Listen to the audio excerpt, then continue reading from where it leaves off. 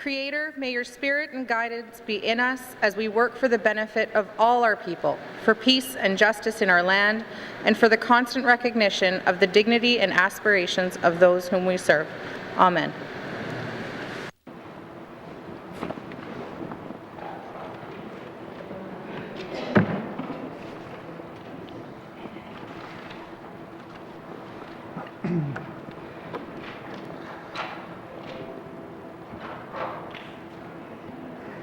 Minister statements. Minister statements. Minister responsible for education, culture, and employment. Thank you, Mr. Speaker. Mr. Speaker, today the Department of Education, Culture and Employment is celebrating the official launch of the Our Languages curriculum.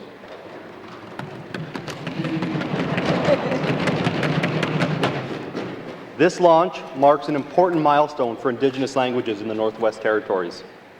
Our Languages is a competency-based curriculum that provides Indigenous language instructors with curricular outcomes, instructional strategies, and assessment tools to foster language growth in classrooms. It promotes a whole school approach to language learning to ensure that Indigenous languages are heard and spoken throughout schools, at assemblies, and during routines in all Northwest Territories classes. Our Languages was made in the Northwest Territories in collaboration with Indigenous elders, teachers, language champions, neurolinguistic experts, curriculum coordinators, and community advocates, and was informed by national and international curricular documents. Our Northern language experts helped ensure that Our Languages aligns with the two foundational curricula of the Northwest Territories education system, Dene Kade and Inukatigi, that ground teaching and learning in Indigenous traditions, culture, and place. In order to achieve this long-awaited milestone, the Department of Education, Culture and Employment worked with regional Indigenous language coordinators from the participating regional Indigenous governments to ensure that promising community practices and cultural connections were included in the Our Languages curriculum. The Department also worked with education bodies to advise and support Indigenous language instructors through each of their unique situations during COVID-19, including offering online and video-based professional development. All Indigenous language instructors have been trained and continue to have follow-up in-servicing in the Our Languages curriculum and associated supporting resources. Additionally, a revised version of the Our Languages, Mr. Speaker, a revised version of the Indigenous Languages and Education Handbook was recently released to support schools in using the curriculum effectively. This handbook outlines actions and promising practices that principals, teachers, Indigenous language instructors, and educational assistants can undertake to deliver quality education that promotes and enhances Indigenous languages and culture-based education in our schools, homes, and communities. As of the current school year, 42 out of the 49 schools now offer Indigenous language programming as a second language. In addition, 4 schools now offer Indigenous immersion programming in the primary grades. Mr. Speaker, it has been an incredible year for Indigenous language revitalization initiatives in the Northwest Territories, and there is more excitement to come. The new Our Languages curriculum, supplemented by the Indigenous Languages and Education Handbook, provides an opportunity to carry on the legacy of our Indigenous languages and traditions.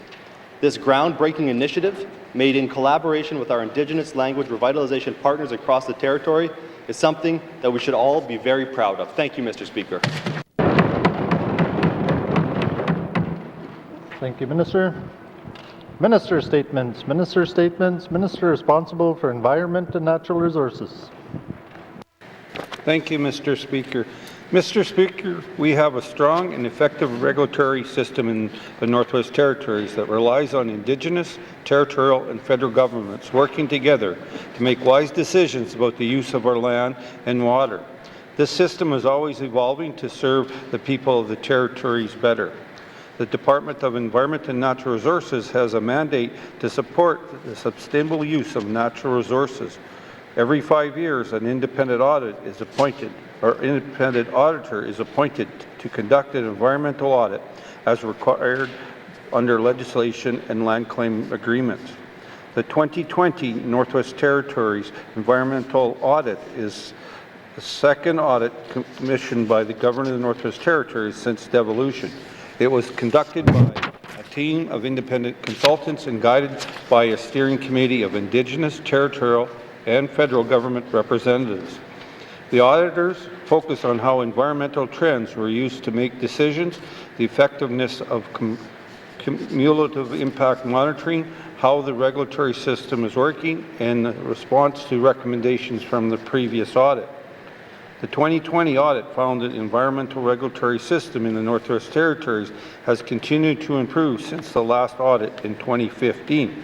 There were no significant issues identified in the 2020 audit, and there was progress across most regulatory components.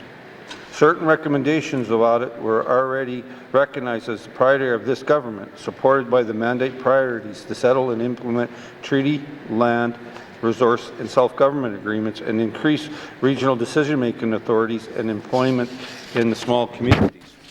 The audit recognizes that the government of the Northwest Territories for making progress on the climate change policy and action plans, as well as working with Indigenous governments and organizations to make new laws and improve existing laws related to land, water, and resource management since devolution. Mr. Speaker, while there has been progress over the last 5 years, there is still work to do. The audit found that there are improvements to be made in the areas of community wellness, land use planning, finalizing land claims, and engaging communities. In total, the 2020 environmental audit provided 40 recommendations directed as decision makers. All responses to those recommendations are included in the 2020 audited technical report. The Government of Northwest Territories has committed to implementing our response to the audit recommendations and continue to improve our environmental management in the Northwest Territories.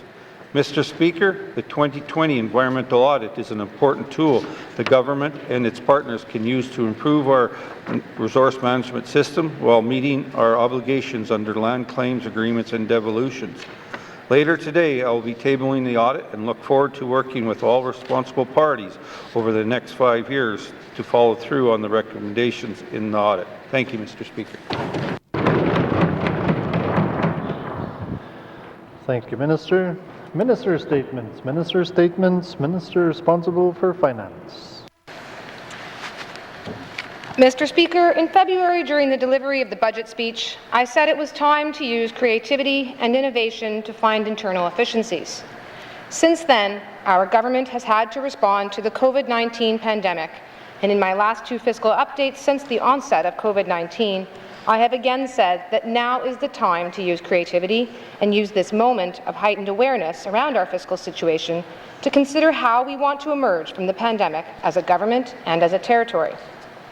The Department of Finance's mandate is to obtain, manage and control the financial resources required to implement the Government of the Northwest Territories policies and programs. Those responsibilities are not new. Neither are our many fiscal challenges. We are going to use the current climate of recovery and renewal as an opportunity to reimagine how we obtain, manage and control those financial resources. Mr. Speaker, over multiple legislative assemblies, the data shows patterns of budgeting and spending that have impaired the long-term sustainability of the GNWT. Our expenditures and the public service continue to grow. Our planning is often reactive instead of proactive, and the significant capital investments, which the territory absolutely needs, have driven up our short-term debt. The COVID-19 pandemic has added to these fiscal pressures, and the GNWT needs a stable fiscal footing to support the territory's recovery. We are far from alone in these challenges. Other governments have similar challenges, and fortunately, new ways of budgeting government finances have emerged to respond. The Department of Finance is planning to shift the way our budget is developed. The Government Renewal Initiative will rely on value-driven budgeting principles to review GNWT programs and services department by department and allocate resources to areas that are most critical and valuable to residents. Value-based budgeting, also known as priority-based budgeting, is both the idea that underlines the building of the budget as well as the method. It is founded on the common sense idea that government financial resources should be allocated based on how effectively programs and services give value to residents. This is a fundamental shift from how budgets are currently developed, where a large focus is on incremental increases and decreases from the year before.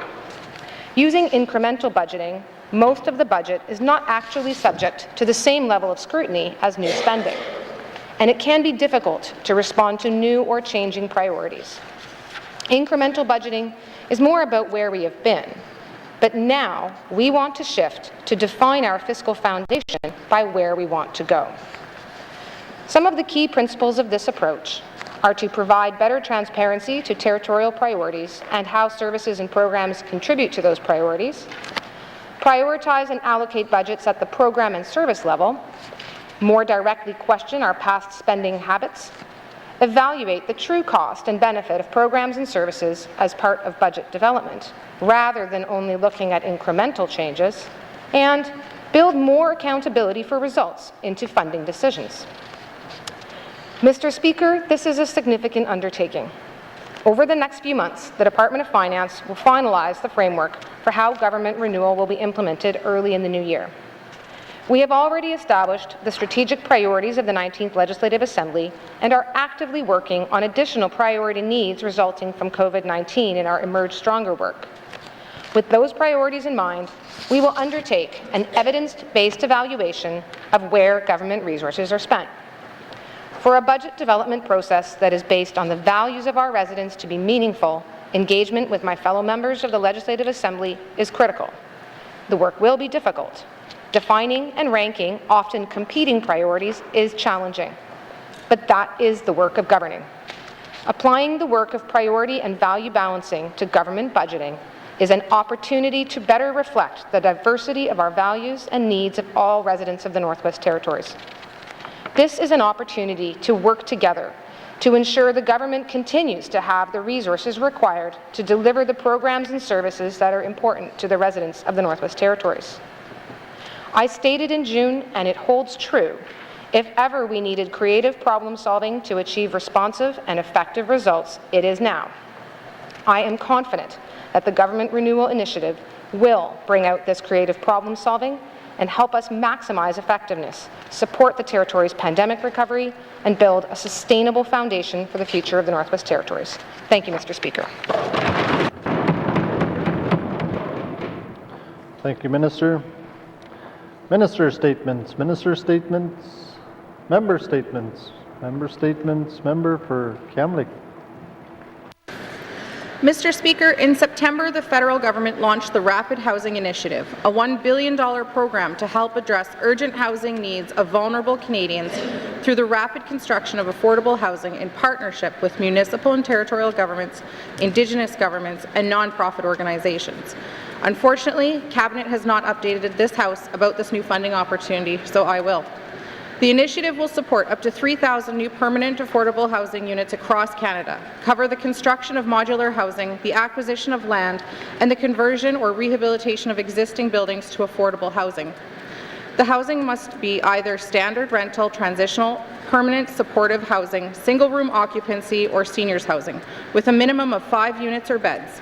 Each application must be a minimum contribution request of $1 million. The Rapid Housing Initiative will support both the construction of modular multi-unit rental projects and conversions or rehabilitations of existing buildings that are in a state of disrepair or have been abandoned. Mr. Speaker, this grant program has core mandatory minimum requirements that include expediency and affordability. Affordable housing projects are meant to happen as quickly as possible, using modular-type construction to provide affordable housing to Northerners as quickly as possible. Affordability means the rent is less than 30% of the gross income of targeted tenants and that affordability is maintained for a minimum of 20 years. In addition to meeting speed and affordability requirements, the initiative prioritizes northern housing applications with subsidies or supports from municipalities, territorial or Indigenous governments, favourable land status, energy efficiency and accessibility.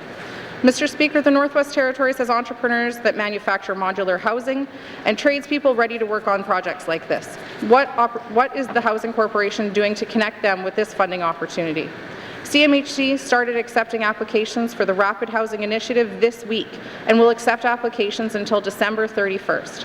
This means there's no time to waste. The federal government aims to commit all funds before March 31st, 2021, perfectly ahead of our construction season. The lack of progress by the Housing Corporation on the co-investment fund has me worried, Mr. Speaker. I am concerned that they do not have the resources to act quickly on this new federal initiative to ensure that the NWT gets its fair share of the funding.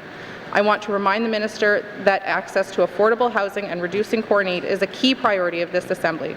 Mr. Speaker, I will have questions for the Minister responsible for the Northwest Territories Housing Corporation at the appropriate time. Thank you.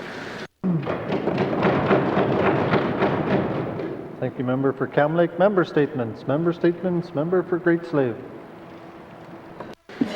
Thank you, Mr. Speaker. Mr. Speaker, October 31st, Halloween, All Hallows Eve, a day and night of magic and mystery, when ghouls and goblins walk the streets and astronauts roam the earth. Growing up, Halloween was always one of my favorite times of the year. I can still remember the smell and feel of the pumpkin guts as my siblings and I carved jack-o'-lanterns, roasting seeds and burning our fingers, playing with candle wax after our mom clearly told us not to. This year, the children of the Northwest Territories will experience a different kind of Halloween, one filled with numerous doses of hand sanitizers, masks that have nothing to do with their costumes, and innovative ways of candy delivery, such as chutes or honor system bowls where our youngest citizens will have their ethics tested. Do they take more than what they're allowed to, or do they follow the rules? In my neighborhood, I don't generally get a lot of children come my way on Halloween. Preference is given to the areas with higher density housing, efficient and smart thinking on the part of the kids. This speaks to my engineering heart, so I don't take the lack of interest in my neighborhood personally. Mr. Speaker, on this day, before what is arguably one of the most popular holidays of the year, I wanted to take a moment and wish everyone a safe and fun celebration. I am so pleased that despite the strange new world that we find ourselves in these days, we continue to live our lives and allow our children to build their own memories like those I remember fondly from my own childhood. Thank you, Mr. Speaker. Thank you, Member for Great Slave. Member statements. Member statements. Member for Hay River South. Thank you, Mr. Speaker. Mr. Speaker, Hay River, as with other communities, is in a housing crisis, more so with the closure of the Mackenzie Place high-rise due to a fire over 1.5 years ago. Mr. Speaker, fingers were pointed and blame misplaced. Now the person responsible for causing the fire has been long forgotten.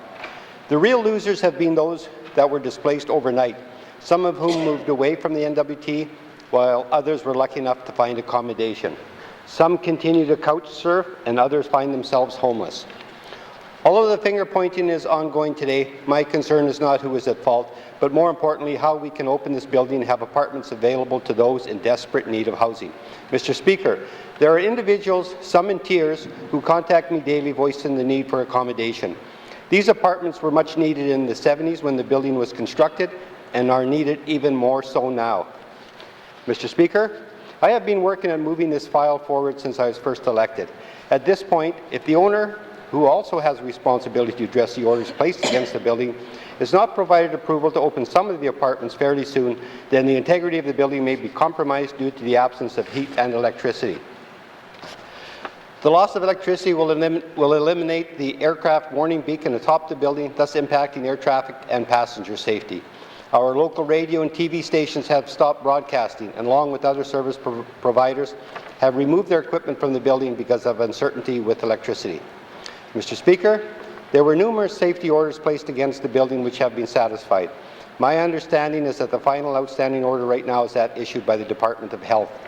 I know that the Department of Health has the best interest of our residents in mind as they review the detailed abatement report submitted by the owner.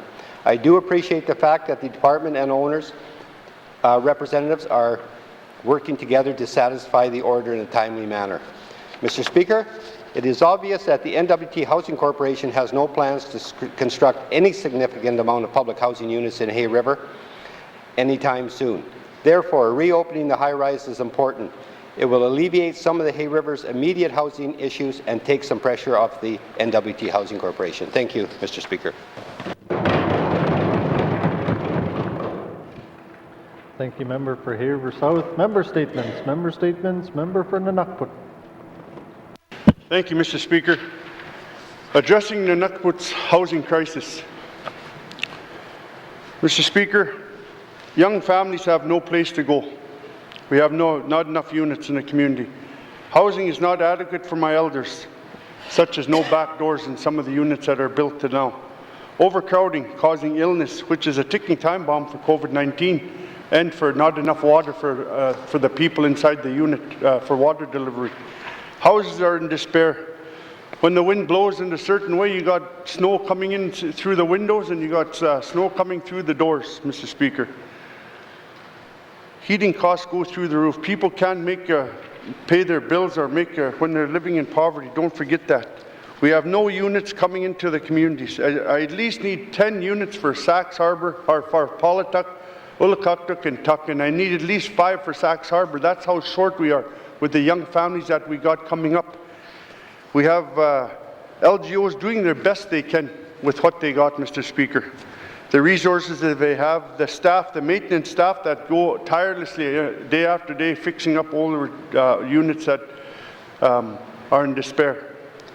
This first thing this government has done was the Arnica project, the 42 beds for the territories here in Yellowknife, which I'm very happy for Yellowknife, and I supported that.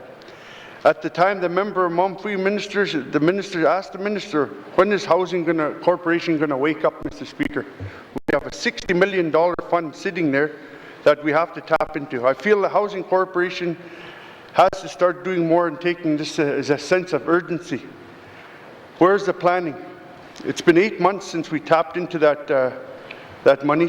The project officer to lead the application process and the co-investment fund may not get done until Christmas.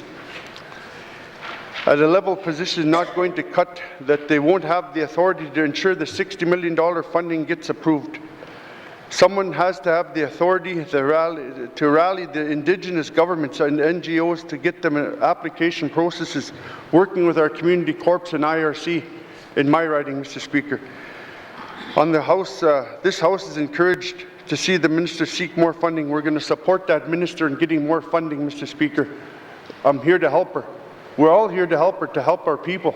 The people need housing, and in my riding, Mr. Speaker, it's an urgent matter. Thank you. Thank you, member for Nunukput. Member statements. Member statements. Member for Thabacha. Mr. Speaker, the last year I've spent more time than I would have liked attending various medical appointments for my personal health. And I'm happy to report that on this journey, I had a lot of time to think about people, about priorities in life, and about positive changes on how our government can make a difference. Mr. Speaker, after spending considerable time in and out of health systems over the last year, it only renewed how much I care for the frontline healthcare workers and every person who works within these systems, from the doctors to the administration staff right down to the janitors. Anywhere that I went, whether it was the Fort Smith Healthcare System, the Stanton Territorial Hospital, the Cross Cancer Institute of Edmonton, or the Misericordia Community Hospital in Edmonton, I was always treated with respect, dignity, and empathy. So for that, I am very thankful. Furthermore, Mr. Speaker, I also want to thank my colleagues in this House for their understanding and their steadfast support for my health throughout all of this. Thank you as well to the staff within the Legislative Assembly for all the extra support you gave me along the way. Lastly, Mr. Speaker, I would like to thank the constituents of Thabacha for their concerns and understanding regarding my health. I truly appreciate their patience and support throughout this journey. I represent an awesome community with amazing people, and I can't imagine having it any other way. Thank you, Mr. Speaker.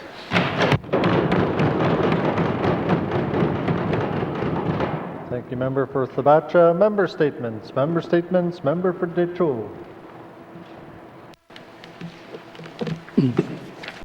Merci, Mr. Speaker. Mr. Speaker, I want to weigh in on the debacle of the COVID Secretariat that I am facing as an MLA. I'm here to represent the constituents of my riding, but most of all, for the people of the Northwest Territories. Mr. Speaker, I see the way decisions are made by this government, and for the most part, they certainly do not favor giving anything to the small communities. I would like to mention that the COVID Secretariat will create an extra 150 positions and cost this government approximately $87 million over 4 years. Mr. Speaker, this is quite concerning. Perhaps this government had blinders on during the pandemic and did not approach the creation of the Secretariat with a clear mind. Perhaps if they were to call the group COVID Task Force, maybe they would have had a different outcome had they looked at various options as to the formation of the group. Mr. Speaker, the GNWT has a workforce of over 4,000 employees, perhaps closer to 5. Mr. Speaker, we have to understand at the outset of the pandemic, the government declared a state of emergency and a public health emergency. It was at this time a task force should have been created from within the workforce, with positions reprofiled to handle the various duties of the task force. I'm certain many employees would have stepped up to the plate to perform these duties and be able to tell their grandchildren about their exploits one day. Mr. Speaker, this could have possibly saved some headaches for the budget bottom line, since we're not looking too good in that department. Mr. Speaker, the residents of the small communities, where a majority are Indigenous, could use programming and buildings to assist the residents to combat addictions, depression, mental health issues, housing, health care, family violence centers, child and family centers, and long-term care beds, to name a few. I also note that the elders of our communities are facing challenges accessing housing programs like never before. Many have lost faith in the Northwest Territories Housing Corporation. Who is responsible to fix that? Merci, Mr. Speaker. Thank you, Member for Detroit. Member statements. Member statements. Member for Frame Lake. Merci, Monsieur le Président. The Northwest Territories is gifted with abundant and generally clean fresh water, and we want to keep it that way. There is increasing upstream activity that is causing adverse effects on water from tar sands development and pulp mills. This is why GNWT negotiated a transboundary water agreement with Alberta in March 2015. The agreement is a commitment to cooperate and provides for information sharing, joint management planning, notification of changes to monitoring, reporting, and dispute resolution. It certainly came as a surprise when the Alberta government and its Alberta Energy Regulator announced reductions in water quality monitoring as early as April 9, 2020. The monitoring reductions were described as, quote, industry relief, end of quote, from burdensome regulation during the COVID pandemic. Even the federal government reduced upstream water quality monitoring, including sites in Wood Buffalo National Park. GNWT was apparently not consulted or informed beforehand, which would appear to be contrary to the Transboundary Water Agreement. Credit goes to GNWT staff and the Minister of Environment and Natural Resources for responding to these reductions and even taking on some of the monitoring themselves. Much of this work was done behind the scenes to gather more information and recommend that priority be given to reopening monitoring at important sites. GNWT has also requested that it be added to coordinating committees related to oil sands monitoring to ensure better communications. Much of the Alberta upstream monitoring has been restored, while the federal monitoring has also apparently restarted. I support the GNWT efforts to date, but I suggest that political action is necessary to protect our waters. Water quality should not be optional according to the whims of the day. This episode does throw some doubt on the effectiveness of the transboundary water agreements. I'll have questions later today for the Minister of Environment and Natural Resources. Merci, Mr. Speaker. Thank you, Member for Frame Lake. Member statements. Member statements. Member for Yellowknife North. Thank you, Mr. Speaker. Democracy is not a stationary institution. We must remember that innovation is a cornerstone to truly democratic politics. And such, we cannot allow our institutions to become stagnant or irrelevant. And Mr. Speaker, when we stand here in this House and we're happy with 50, 60% voter turnout, I believe we have allowed this institution to become stagnant. And I believe this House must champion electoral reform, Mr. Speaker. And this is not just our elections. We must also remember we control school board elections and municipal elections in this House. Mr. Speaker, one of the first ways I believe we must do this is ranked ballot voting. Ranked ballot voting gives more choice for voters, it discourages negative campaigns in that you are acting for second-place votes, it eliminates vote splitting, and it ensures candidates actually can get a majority of support. Mr. Speaker, 64% of my constituents didn't vote for me. And when you factor in that almost half didn't vote, it's more like 80% of my constituents never voted for me. Mr. Speaker, I would like to stand here one day and know that a majority of my constituents voted me here, even if it was on their second pick, Mr. Speaker. I believe we need to end first past the post in the Northwest Territories for both our school boards, municipalities, and this House, Mr. Speaker. Secondly, Mr. Speaker, we had our last election was the first using online voting. I am very happy to see that, but we need to extend that to our school boards and municipalities.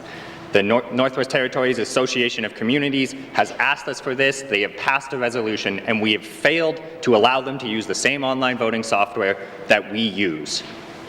Lastly, Mr. Speaker, and perhaps most controversial, I believe we need to lower our voting age from 18 to 16. And this isn't to say that 16-year-olds will know everything they'll ever know in life. I was 16 once. I remember how dumb I was.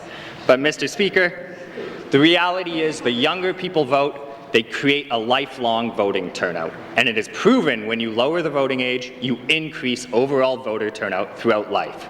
Right now, sometimes an 18-year-old doesn't see their first election until 22, and if they don't vote in that, they don't vote for the first time until they're 26, and then that pattern is not ingrained. Especially at the Education Authority, Mr. Speaker, I do not see why we do not let older high school students vote for who is on their school boards and who is running their schools. I believe this Assembly must champion electoral reform. Thank you, Mr. Speaker. Thank you, member for Yellowknife North. Member statements. Member statements. Member for Mumpuy. Mr. Speaker. Mr. Speaker, Mr. Speaker, today we have Highway 3 from Betchakon to Yellowknife, and we also cannot use a cell service between these two locations. Sometimes there's accident that may happen on the highway. Even though these things are happening, we are losing a lot of people because there's no cell service between these two locations. And I will also ask questions when it's time to. I rise to talk about the riskiest highway safety issue in the Northwest Territories. I refer to Highway 3, that 100-kilometer stretch from Yellowknife and Betchakon Junction. It is the busiest road in the territory, Mr. Speaker, carrying more people daily than the entire population of Norman Wells. It's a treacherous road, like a roller coaster on highway, challenging the road handling skills of even the most cautious drivers. Mr. Speaker, this dangerous mix of traffic volume, road conditions, is compounded by a third factor, the lack of cell services, including 911 service that doesn't work most of the times on the road, along the road entire length. So when an accident happens, Mr. Speaker, the injured are on their own, unable to call for help because their cell phones won't work. Mr. Speaker, I was once a hero on Highway 3. I happened to come across a road vehicle. A young individual was seriously injured, couldn't get up on his own. Almost 50 vehicles passed by, nobody stopped. And I was fortunate to see the vehicle, and I was fortunate to have my satellite phone and had to call in an ambulance to the community of Betchakon and also Yellowknife. So cell service is very important along the highway for safety factor. We don't have that opportunity right now, Mr. Speaker. Not everybody carries satellite phones when they travel Highway 3 or other major highways, Mr. Speaker. Mr. Speaker, the self-service isn't going to make the Highway 3 easier to drive, but it would make ambulances to dispatch before accident victims die of their injuries. Mr. Speaker, this is a huge safety factor. This cell phone problem is a simple solution, but it requires the government action. It requires government action now, or human lives will surely be lost. Mr. Speaker, I intend to question the minister responsible on this matter at the earliest time. Mr. Speaker. Thank you, Member for Mumfui. Member statements. Member statements. Returns to oral questions. Returns to oral questions.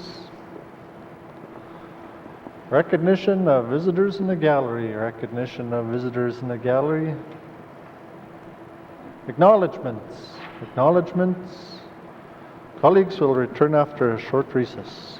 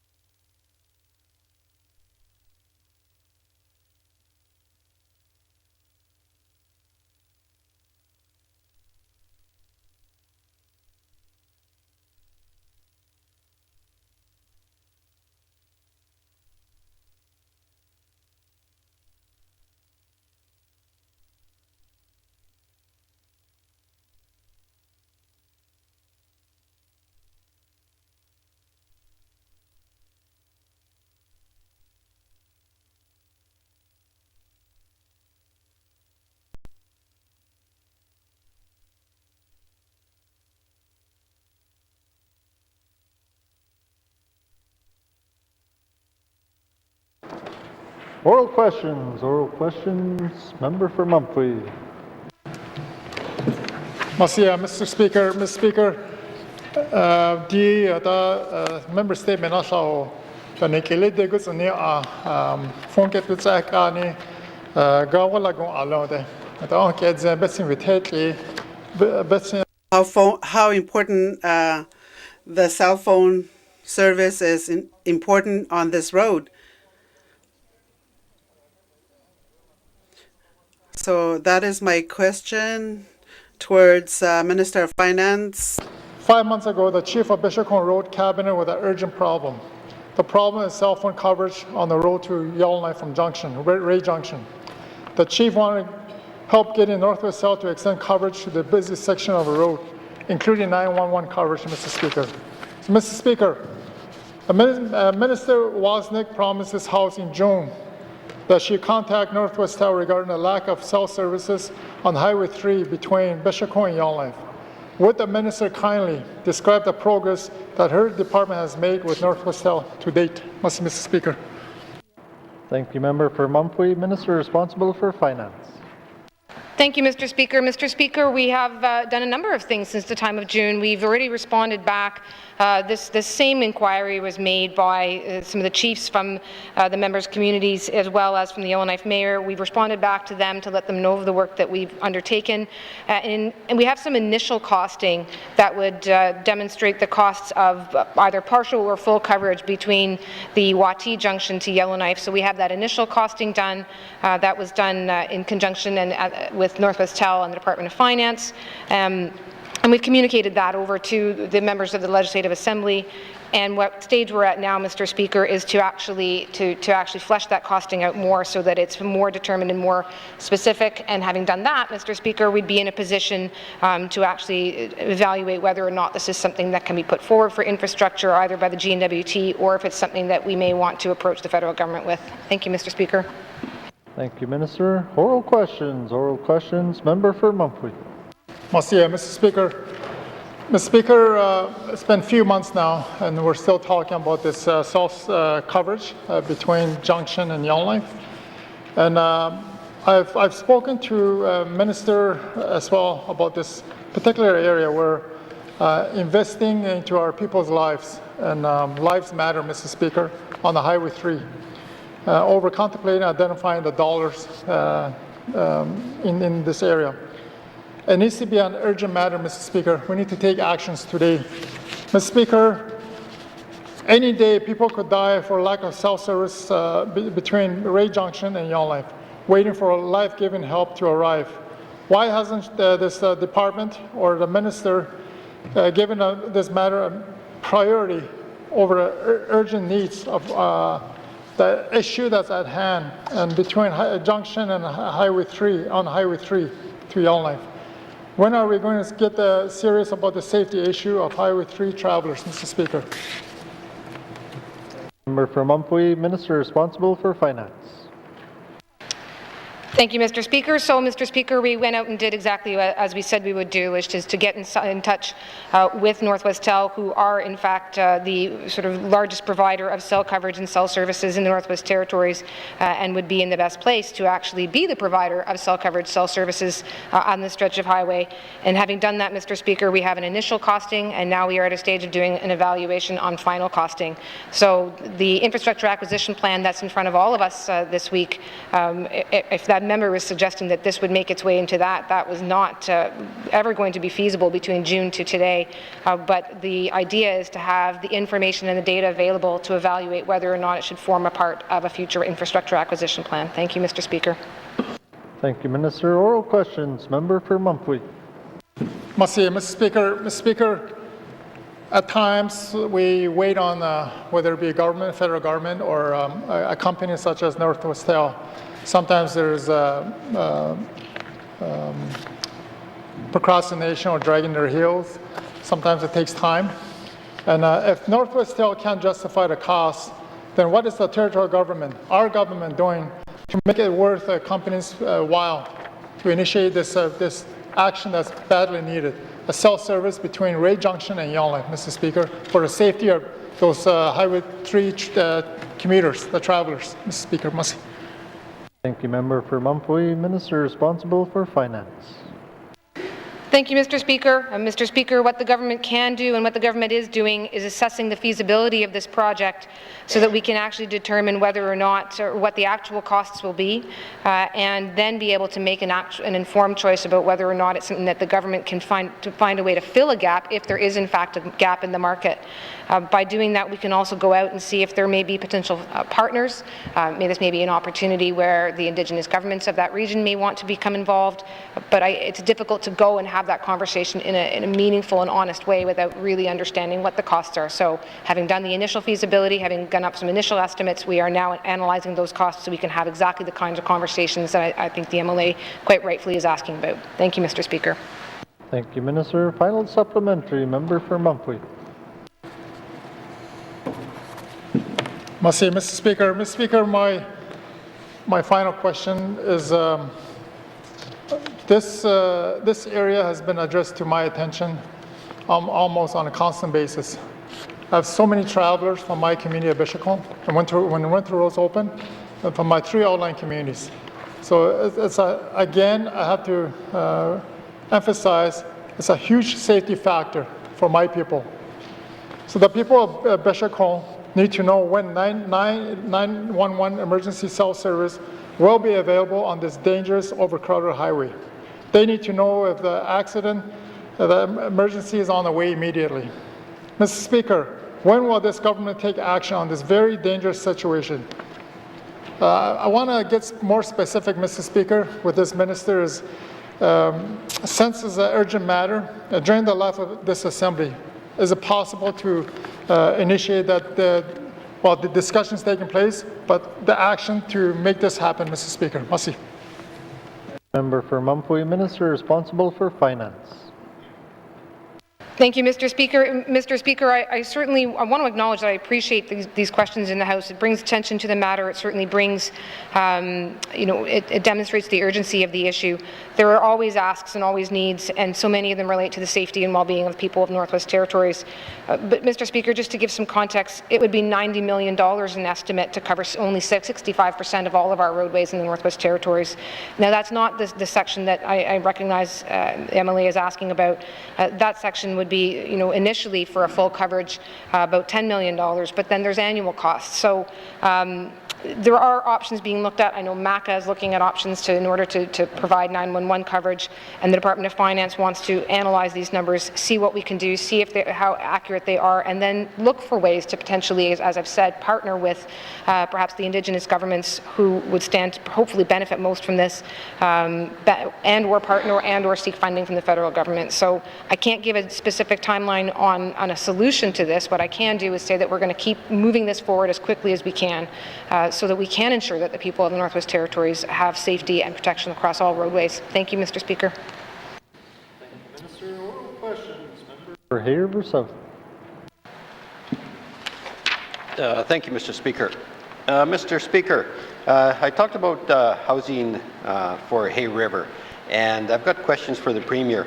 I'm going to be a realist here because, I'm not holding my breath on the Housing Corporation coming up with any solutions for the community.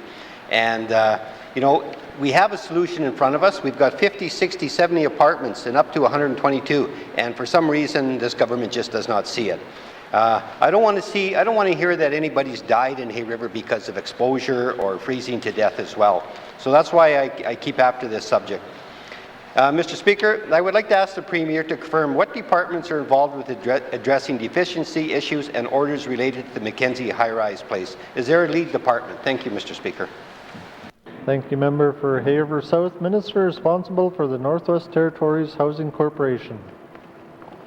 Mr. Speaker, yes, the lead department that will be looking into the Mackenzie House high-rise, Mackenzie Place high-rise. I want to make sure I get the name right. Just used to calling it the high-rise, sorry, Mr. Speaker.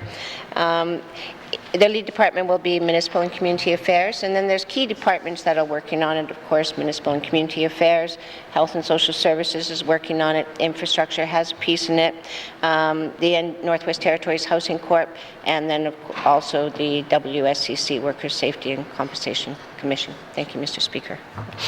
Thank you, Honourable Premier. Oral questions. Member for Hay-River South. Thank you, Mr. Speaker. I'd like to ask the Premier to confirm the status of orders placed on the high-rise by the Department of Health. Has communication stalled? Are we making progress to have those orders satisfied? Thank you, Mr. Speaker. Thank you, Member for Haver South. Honourable Premier. Thank you, Mr. Speaker. Since that's a direct question for the Department of Health and Social Services, I'd like to defer it to the appropriate minister. Thank you, Mr. Speaker. Thank you, Honourable Premier. Minister responsible for Health and Social Services. Thank you, Mr. Speaker. Thank you to the member for Hay River South for that question. There is a public health order in place for the building based on the risk of exposure to asbestos and mold, among other things. The CPHO has been working diligently with the owner this month to understand the level of contamination and remediation that has taken place and what needs to take place in the future. The most recent development is that the CPHO has hired a consultant to verify and augment the reports that she's received from the contractor for the owner, and that this work will be done on an expedited time frame. I think that the CPHO is well aware of the value of the building as housing in a situation where housing is in very short supply, and is trying to bring together the need for safety with the need for housing as soon as possible. Thank you. Thank you, Minister. Oral questions. Member for Hay River South. Thank you, Mr. Speaker. That answer is very encouraging, and I'm glad to hear the word expedite as well, and I look forward to hearing the results. Mr. Speaker, the other issue there now with Mackenzie Place high-rise is that there is potential for the power to be turned off next week, and it's going to have an effect on lighting, emergency lighting, which sits on top of it, and allows aircraft to gives them some indication that there's a building there that's kind of high. So I guess what I'd like to ask the Premier is if she will commit, or if she or one of her departments will commit the appropriate department, I guess, to keep the power on in the high-rise to ensure aircraft and passenger safety. Because at this point, if that light goes out, I'm not sure what's going to happen. I heard that the airport was going to just tell the aircraft that there's a big building there, so be careful. So I'm kind of hoping that's not the situation. Thank you, Mr. Speaker. River South, Honourable Premier. Please call. Thank you, Mr. Speaker. That question I'd like to defer to the Minister of Infrastructure. Thank you, Mr. Speaker. Thank you, Honourable Premier. Minister responsible for Infrastructure. Thank you, Mr. Speaker. Mr. Speaker, the role of the Department of Infrastructure is limited to inspections, to communication and enforcement of the territorial regulations to ensure that the GNWT-owned assets are in compliance with the applicable federal regulations. As this is a private infrastructure, the owner is responsible for complying with the federal Canadian aviation regulations. For the lighting of the towers above the specific heights of this enforcement by Transportation Canada. We remain hopeful that the owner will be able to find a solution by November the 6th and be able to keep the electricity on the building.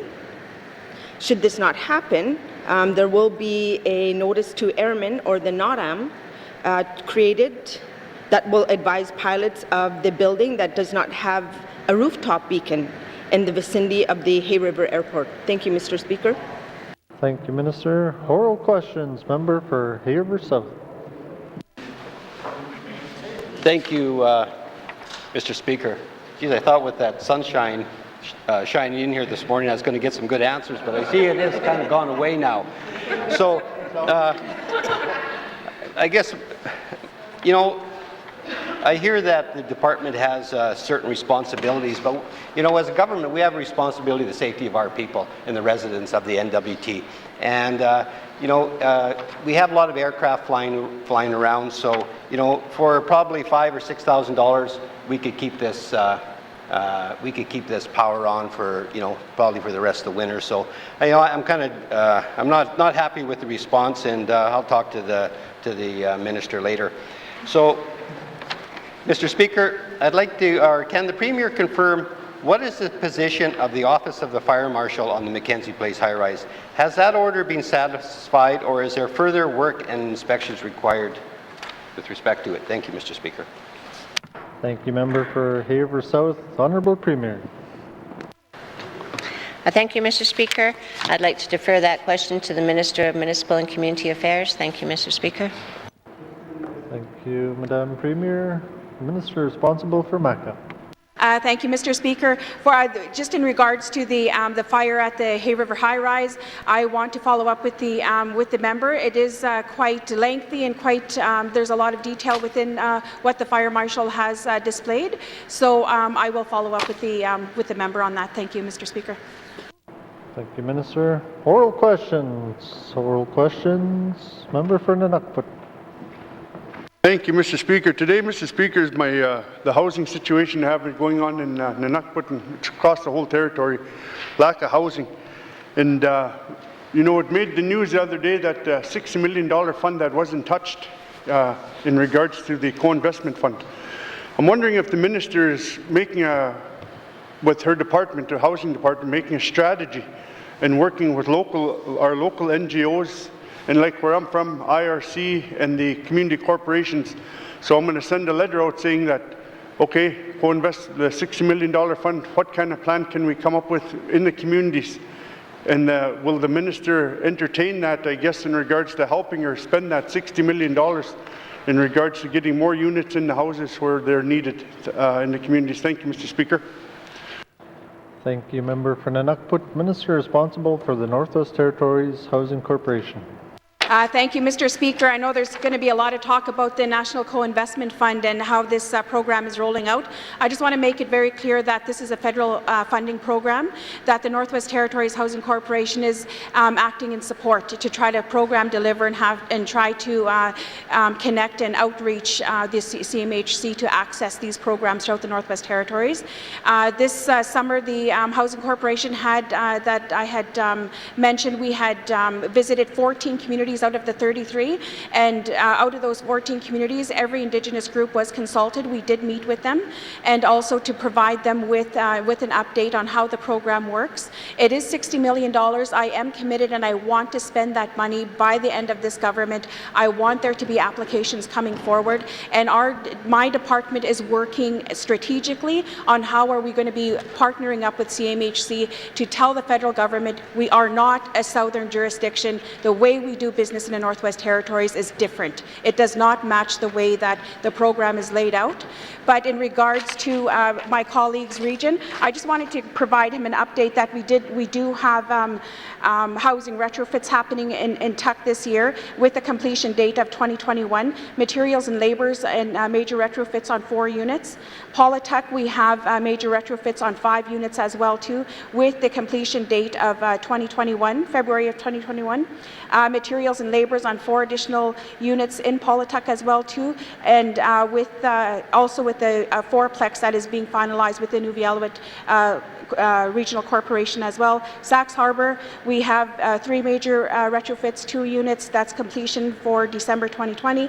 Tuck as well, we have materials and labour on 1 unit with the delivery date, and the tender would be going out in February 2021, and the delivery date of October 2021. Also, just a further update, my colleague as well, is that we are working on a community plan, and we are starting the consultation, and hopefully the completion would be within 2021 as well too. Thank you, Mr. Speaker. Thank you, Minister. Oral questions. Member for Nunukput. Thank you, Mr. Speaker. Thank you, Madam Minister, for that update too. I see that, but we need new units. We need more units. The units that we do have, we could add about another 20 more units because there's so much mold and stuff going on in the community. People are getting sick. I'm thankful to hear that. I know that's happening, but we need more units. We have to either sell out what they can get rid of to get it out of the system, because I know we're only allowed so many units in the community. We have to get rid of some of the old units to put some newer ones and bigger ones, fourplexes. We need more fourplexes. We have young families, Mr. Speaker, in regards to that. And I want to, I know the minister tried to come up to my riding, but at the time I wasn't available to do a tour, but I'm inviting the minister to come up with me to see firsthand what's happening in my communities in Nunukput and hearing it from my constituents and seeing what we need. We need to work together and spend this money. I'm here to help her to spend this money. The NGOs got a list, IRC, Community Corporation. And like I said, priority one is my constituents in regards to proper allocated housing, in regards to a roof over their head and homelessness also. That's my next question. Thank you, Mr. Speaker. Thank you, Member for Nunukput, Minister responsible for housing. Thank you, Mr. Speaker. I hear the plea from the member as well. The lack of housing throughout the Northwest Territories is quite significant, and we are working with each of the communities. We do have partnerships as well too with the Indigenous groups throughout the Northwest Territories. I was actually I did send out notices to the Indigenous groups in Nunukput as well, but the invitation for invite was declined due to COVID. We are scheduled to be going into Tuk possibly the third week of November. I'll be speaking with the member. Thank you, Mr. Speaker. Thank you, Minister. Oral questions. Member for Nunukput. Thank you, Mr. Speaker. Mr. Speaker, you know what? I'd like to thank the minister for that. We do need to get this money flowing. Last time the money was being spent was 8 months ago. They have to have somebody hired right away at the Department of Housing to start allocating and start getting priorities set to start spending this co-investment money. It's free money. So I really would like to see if we could, how fast, what's the timeline for that person being hired in the department to start making these, spending the $60 million. Thank you, Mr. Speaker. Thank you, Member for Nunukput, Minister responsible for housing. Thank you, Mr. Speaker. The Housing Corporation is in the process of hiring a person right now. Hopefully, we'll have the hire completed and done and in the office by the end of November. Also, I just wanted to elaborate on the co-investment fund that was a federal it's a federal funding that is provided to the Northwest Territories. Also, the Rapid Rehousing Program funding as well too. But these are federal funding programs. The Northwest Territories does not have direct access to it. We are supporting these federal initiatives, and we are trying to get the messaging out there so NGOs, stakeholders, and Indigenous groups can come to the table, submit their application, and we as a Housing Corporation could provide our technical support. And I've also advised my department to make our construction plans and our building plans available to these applicants as well too. Thank you, Mr. Speaker. Thank you, Minister. Final supplementary, Member for Nunukput. Thank you, Mr. Speaker. I'd like to invite CMHC to on that tour, Mr. Speaker, in regards to seeing, they came to Tuk about 2 years ago. We told them all our issues and we never heard back from them. I'd like the NWT representative invited onto that tour with of Nunukput and whatever tour she's going on in regards to other than my riding. But I think it's a real priority that it has to be done. We've been sitting like, if they're holding $60 million of the territorial's access to funding, I mean, it should be spent, and it's urgent. Some people are homeless.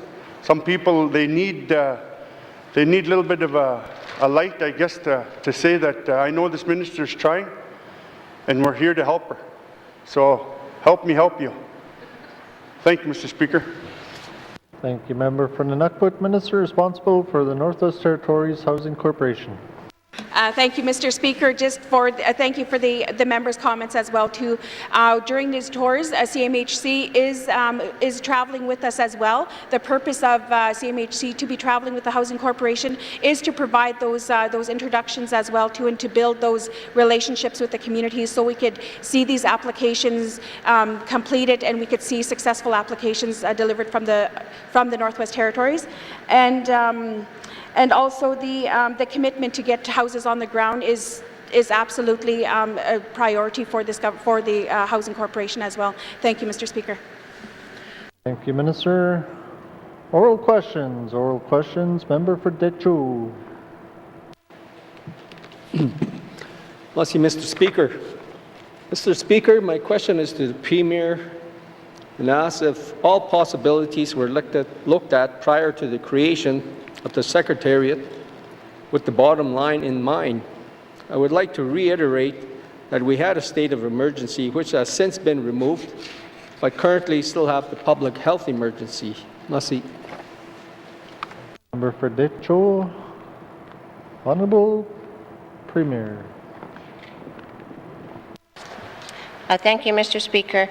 As I had stated earlier, the formation of the Secretariat was because there was multiple departments that were working on different initiatives, and oftentimes the right hand was trying to figure out what the left hand was doing. So the Secretariat formed, I think it was just about a month ago, within that. When the Secretariat formed, Mr. Speaker, we were hit with the increases of the cases increasing, the second wave coming in southern Canada. We didn't have a lot of time to do a lot of consultation. However, and our communication, for various reasons, was not the best on that. We've addressed that before. Since that meeting, though, Mr. Speaker, I have reached out to Indigenous governments. We're still in that process. On September 30th, I did meet with the Indigenous governments. There was 8 of them in total, and I had strong support, verbal support, that they actually said we support the creation of the Secretariat. Once we explained all of the aspects of it. The NWT Métis Nation, Gwich'in Tribal Council, Akodene, Akecho-Dene, Salt River First Nations, North Slave Métis Alliance, and the Sawtooth Secretariat firmly said we support the Secretariat. There was one other one that wanted more information, so I won't mention their name. Got a soft, but they haven't given me concrete. Since then, I've also met with the Inuvialuit Regional Corporation, who've also given me strong support for the creation of the Secretariat, understanding that we needed to have better coordination on what we're doing. I've also met with other members, Chief Bonnetrus, Nahanni Butte, Dene Band, and Dene Nation, and the Decho First Nations. But again, at this point, we haven't got a solid. We've got soft supports, but they haven't said we 100% support it concretely. So we're doing our work, working with our municipal governments as well. We've met with them, the business community, we've met with them, and the Indigenous governments. So options, Mr. Speaker, I wish we had more time. This pandemic hit us really quickly at the beginning of this government. When we had a chance to breathe, almost as soon as we could take a breath, the second wave was started in southern Canada.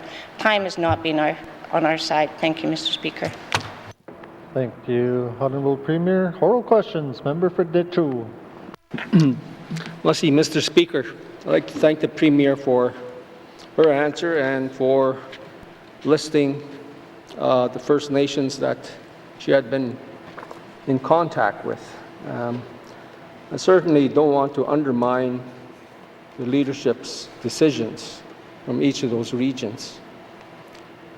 But my question had been, if all possibilities, scenarios were looked at prior to the creation, like having a think tank of how we could do it. And in my member's statement, I had listed we have up to 5,000, and now I'm hearing close to 6,000 employees. Why did we not canvass? Like I'm trying to get to the bottom line here. We're paying an extra $87 million over 4 years. You know, that's extra money for just 150 positions, which I believe we could have created from within our bureaucracy, our bloated workforce, and reprofile the positions. And I keep stating the state of emergency and the public health emergency, which would probably is a strong tool to get you to direct those positions. Something similar to what we've been hearing on the radio lately about the late Pierre Elliott Trudeau, who invoked the War Measures Act back in the day. You know, that's why I keep harping on the state of emergency and these emergency that we have in place. This can direct us to do those things. And this is hurting our bottom line, and I kept stating in my statements that our small communities are suffering. You know, there's lots of issues with housing. I don't want to repeat myself, but there is a lot of social problems there, and you know, I'm trying to help out this government of why we don't go that route to look at savings to the bottom line in our budget. I'm wondering if I could get an answer to that, but you know, further to that, you know, it's not too late to start recruiting from within. And I don't mean this out of disrespect, and I really want to stress that. But I certainly don't believe we need to pull out retirees out of retirement to continue the work of the GNWT. Will the Premier look at using the current GNWT workforce to create this task force? Mussey. Thank you, Member for Detroit. Madam Premier. Thank you, Mr. Speaker. I would love to be able to say, Mr. Speaker, that we will stay status quo and we will use the current workforce. That's what we were doing at the beginning of the pandemic. And Mr. Speaker, I would have fought back and said that is the right way to do it. Except, Mr. Speaker, I spoke to the employees who told me they were burning out. They were working way too much overtime. They were working 7 days a week. It wasn't sustainable. It came from their mouths saying that the current structure, the old structure, was not sustainable. And we don't want to spend a whole bunch of money. So we are looking at, I can't remember the number. At the beginning, there was, all of them were redeployed, but I do know that well over half of them right now are still redeployed from departments, people that are committed to helping with the health and safety. It's not because they need extra work, it's because they believe the cause is necessary. So we do have a lot that are redeployed within departments. We have new hires as well. 66 of the 150 positions are going to be outside of Yellowknife. That means 66 positions outside of Yellowknife that are actually new jobs for community members. And Mr. Speaker, we speak in this House so often about the need for jobs in small communities. This is one option, and it shouldn't be riding on the health and safety, but it is an option for people. Again, Mr. Speaker, I would love to have looked at it different ways, but it is coming from the staff and the people, and now the Indigenous governments are saying that as well. We need to have coordination within this, and this needs to be our priority. I keep going back to when I was fighting to look at different structures, and honesty, one Grand Chief told me, and it's stuck in my head to this day, how much life or how much money is one life worth? Mr. Speaker, that will probably rest with me till the end of this pandemic. And I ask MLAs the same question. Mr. Speaker, to all MLAs, how much money is one life worth? Thank you, Mr. Speaker. Thank you, Madam Premier. Oral questions. Member for Detroit. Let's see, Mr. Speaker. I understand the federal government's partial contribution is welcomed, but I do not see the guarantees for further funding in the coming years. So this may be redundant on cutting other programs and services to keep feeding this Secretariat. Will the Premier commit to revamping and looking at cost-saving ways to form this task force? Merci. Thank you, Member for Detroit. Madam Premier. Thank you, Mr. Speaker. Absolutely, we're looking at cost-saving ways. That's why the Secretariat was formed, to get better coordination, to be able to see what we're doing, to look at ways that we can actually be more efficient and more effective in our service delivery. I would like to say, Mr. Speaker, that of the $31 million, I believe it is, around that we're looking for in this SUP that was coming forward, I believe it's around $23 million that is already funded from the federal government. The federal government, in their speech from the throne, identified the maintaining of COVID-19 supports as a huge priority in their government. We're holding them to that. In my last meeting with the federal government, I emphasized the needs of the North and how vulnerable we were because we don't have the health supports that we need in every single community. And the Prime Minister Trudeau promised me on that call, and he has followed through, that he does care about the North, and he would get in touch with us and look at the additional money that we need. So we're in the process, it's just being finalized this weekend actually, that we will actually be asking for more money for the Secretariat. And I do take to heart that the Prime Minister does hear us and is concerned about the North. As well, again, since we formed the Secretariat, we are looking at cost-saving measures. We've met with, or we are meeting with the municipalities, the Indigenous governments next week, and looking at isolation centres and what we could do with that, options of how we can afford that. That's our the biggest expense within the Secretariat is for our isolation centres. Critical for smaller communities, critical for our people, but if we can find ways to get that down and still provide for the health and safety, then we shall do that. Thank you, Mr. Speaker. Thank you, Madam Premier. Final supplementary, member for Detroit. Mercy, Mr. Speaker. Mercy to the Premier for her actions and work moving forward. I know you state that the Prime Minister does care for the North, but all the funding to cover COVID issues does not come from the federal government alone. It's been left up to the territorial government to find funds from other programs and services to continue the Secretariat. I'm just wondering, you know, the scenario that I had before, if we had taken employees from within, this would have helped our bottom line tremendously. I'm just wondering, what is the COVID Secretariat hoping to accomplish or change that will see a noticeable improvement over what is, you know, how we're currently delivering it with from within? Mercy. Thank you, member for Detroit. Honourable Premier.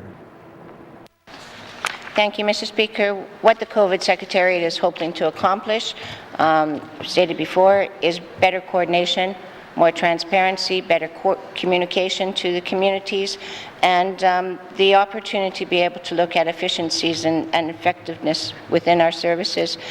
I'll give an example, Mr. Speaker. I've been asked about the border patrols down by Providence, Hay River, and it's a great question.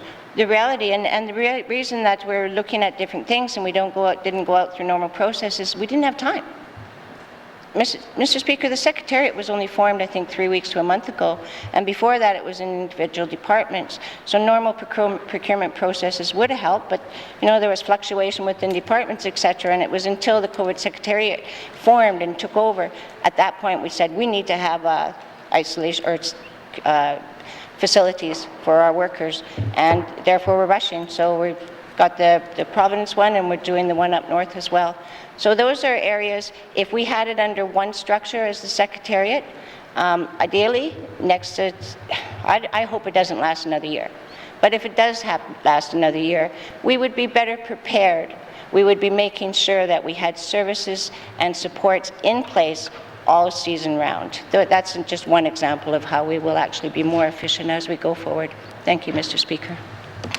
The Honourable Premier. Colleagues, before we continue, just want to remind everyone to keep your questions short and also the answers, because we're not even midway through here and we still have 6 people to go. So and our time is 20 minutes, so just a reminder for the future. Member, oral questions, member for Frame Lake. Si, Monsieur le Président. My questions are for the Minister of Environment and Natural Resources. In my statement earlier today, I noted that the Alberta Provincial Government and Alberta Energy Regulator unilaterally decided to reduce water quality monitoring as a result of the pandemic and to provide so-called industry relief. Can the Minister confirm whether he received any notice of these reductions in water monitoring by Alberta and what we are doing to prevent this from happening again? Merci, Mr. Speaker. Thank you, member for Frame Lake. Minister responsible for Environment and Natural Resources. Thank you, Mr. Speaker. Mr. Speaker, first of all, I'd like to thank the member from Frame Lake for doing the member statement and asking these important questions and saying how good the work that the ENR staff are doing. The suspension of the long-term water quality monitoring in Alberta caused significant concerns this summer. The GNWT was not notified about the suspensions of water quality monitoring. However, I must inform the House here, it should be noted that there are provisions within the Alberta NWT Water Management Agreement that allows either government to take urgent action where needed to protect the health or safety of the public. COVID-19 was an example. Mr. Speaker, as soon as we learned of the water quality monitor suspension, I reached out to my Alberta counterparts, Minister Nixon and the Federal Minister of ECCC, to express my concerns about reduced water monitoring in Alberta and ask that the GNWT become members of the Oil Sands Monitoring Committee. I'm happy to report that all provincial water quality monitoring has reinstated in June and July, and the monitoring at key federal sites has been in place since August. Thank you, Mr. Speaker. Thank you, Minister. Oral questions. Member for Frame Lake. Merci, Monsieur le Président. I want to thank the Minister for that. I'm not sure that industry relief qualifies for the sort of exemptions that the Minister said, but I understand that it takes some time to have water quality samples analyzed, and that, of course, they'll be, once that analysis is done, we can better understand adverse impacts from upstream. Whether those impacts, I think some of those impacts may have been compounded by high water levels that have been carrying additional sediments into the NWT. Can the Minister tell us whether the analysis of this summer's water samples has been finished and whether there are preliminary findings? Merci, Mr. Speaker. Thank you, Member for Frame Lake. Minister responsible for ENR. Thank you, Mr. Speaker. Mr. Speaker, ENR conducted water quality monitoring in the North and South Slave regions on the Slave, Hay, Liard, Peel, and Coppermine rivers. This spring, the department did additional monitoring on the Slave River at Fort Smith due to the concerns about flooding in Fort McMurray. Results for the July monitoring of the Slave and Hay River have been released, and analysis of the August sampling is underway. The department has committed to make these findings available to the public through our website, and we will also provide it to Standing Committee as soon as they become available. So far, the results have pointed to effective high water levels, including higher than normal metal concentration. Thank you, Mr. Speaker. Thank you, Minister. Oral questions. Member for Frame Lake. Merci, Monsieur le Président. I want to thank the Minister for that. With the surprise reduction in water quality monitoring by Alberta and the federal government, this would seem to have some impact on our ability to detect water quality changes. You know, we need to have repeated, continuous, long-term water quality monitoring, and that's one of the cornerstones of the Transboundary Water Agreement. Can the Minister tell us what impact the reductions in water quality monitoring have had on our ability to detect and predict adverse impacts on NWT waters and people? Merci, Mr. Speaker. Member for Frame Lake. Minister responsible for ENR. Thank you, Mr. Speaker. Mr. Speaker, healthy water is of critical importance of the Northwest Territories and its residents, and continuous long-term water quality monitoring is a critical part of the Transboundary Water Agreement. While water quality monitoring in Alberta was suspended, the GNWT conducted our own monitoring at borders throughout most of the pandemic, with only slight delays at the start of the season. Our results at the border are consistent with those in other parts of the basin and point to the impact of high water levels.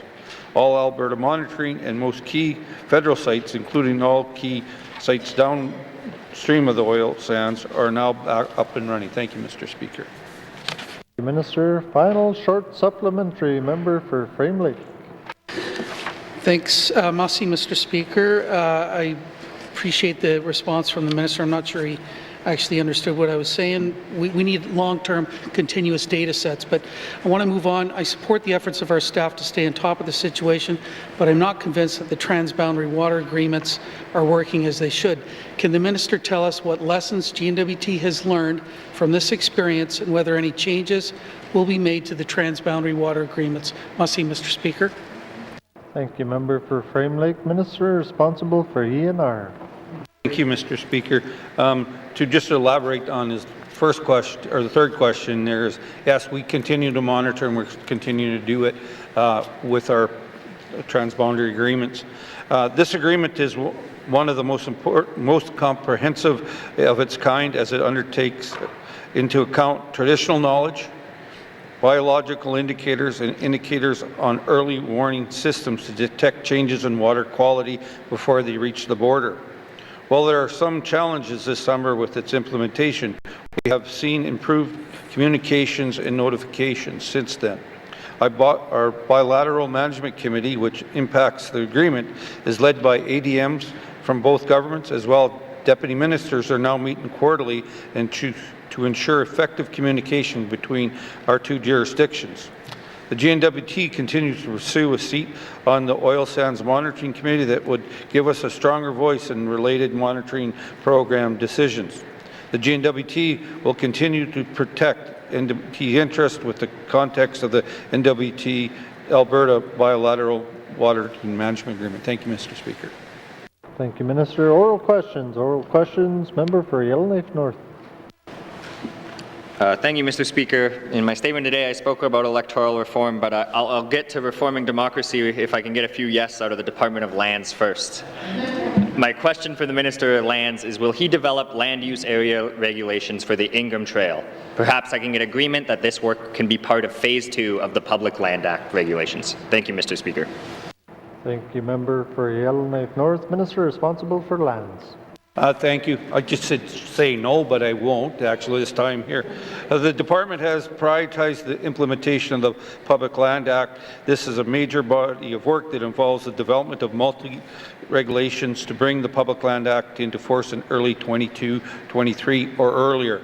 This work is to be completed within existing resources and require a dedicated team whose main focus will be on this important work.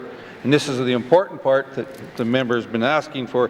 Yes, we will look at this, and we will, as we're working through this process, we will identify issues and challenges that we need to implement or amend to the Area Land Act and regulation, but it will be in Phase 2 of part of the Act. Thank you, Mr. Speaker. Mr. Oral questions. Member for Yellowknife North. Thank you, Mr. Speaker. When I first ran for this job, I never thought I'd be so excited about agreement to develop land use regulations. But Mr. Speaker, in the past we have tried to develop a Yellowknife periphery area strategy. This initially failed because it largely had a recreational focus and ignored the residential aspect that these are people's homes. It also failed to get proper consultation and engagement from the Acacho government. I believe this work still needs to be done to set out what the future of the Yellowknife periphery area looks like. Will the minister develop a Yellowknife periphery area strategy? Thank you, Mr. Speaker. Thank you, Member for Yellowknife North. Minister responsible for lands. Thank you, Mr. Speaker. Yellowknife peripheral area, it has become clear that land management consideration must consider a diverse set of land users. Planning needs to be considered activities such as traditional use, tourism activities, mineral exploration, agriculture, residential, commercial use, and recreational use, and how these activities might coexist. The department is reviewing the work completed on the draft Yellowknife Recreation Management and has been engaging with Indigenous governments and organizations. In light of these interests and input from Indigenous governments and organizations, the department is revisiting how to best develop a plan for the Yellowknife peripheral area. Thank you, Mr. Speaker. Thank you, Minister. Oral questions. Member for Yellowknife North. Thank you, Mr. Speaker. I think that was a yes, and I'm glad to hear that, and I'm glad to hear we're working with our Indigenous governments. I'm really, at the end of the day, what I am looking for is to give the vast majority of the land in Yellowknife North back to the Acacho and to keep a few leases in fee simple where my residents currently live. Can the minister write to Acacho on what they would require to agree to land disposition of those leases? Thank you, Mr. Speaker. Member for Yellowknife North, Minister responsible for lands. Thank you, Mr. Speaker. As I mentioned, the department is engaging with Indigenous governments and organizations on a range of issues, including planning in and around Yellowknife. The Department of Lands also undertakes Section 35 consultation with IGOs and on all land distribution decisions, which will also include the process of completing a bulk transfer bulk land transfer of vacant public land to the City of Yellowknife. A technical briefing has been offered to the MLA on related matters by EIA and Lands and may help answer these questions in their full content. Thank you, Mr. Speaker. Thank you, Minister. Final oral questions. Oral questions. Member for Inuvik-Twin Lakes. Thank you, Mr. Speaker. Mr. Speaker, the Premier just quoted how much money is one life worth when speaking about the COVID budget. So my question is, I asked the Premier how much are the lives worth of those that we've lost since March 2020 to addictions, which could be secondary to mental health issues and trauma. Thank you, Mr. Speaker. Thank you, Member for Inuvik-Twin Lakes. Honourable Premier. Absolutely, Mr. Speaker, and I stand by the Grand Chief's message, how much money is one life worth. We could use that in many incidences. The Grand Chief used it with the Secretariat and our measures in there, so I don't want to twist his words. But it can be used with many things, and addictions and mental health has been something that all societies have been struggling for many, many, many decades. It's not as simple as just putting, in my opinion, and I don't have to do opinions, but in my opinion, it's not as simple as just putting a treatment center in Yellowknife. Treatment centers work for some, they don't work for all. AA works for some, it doesn't work for all. On-the-land healing works for some, it doesn't work for all.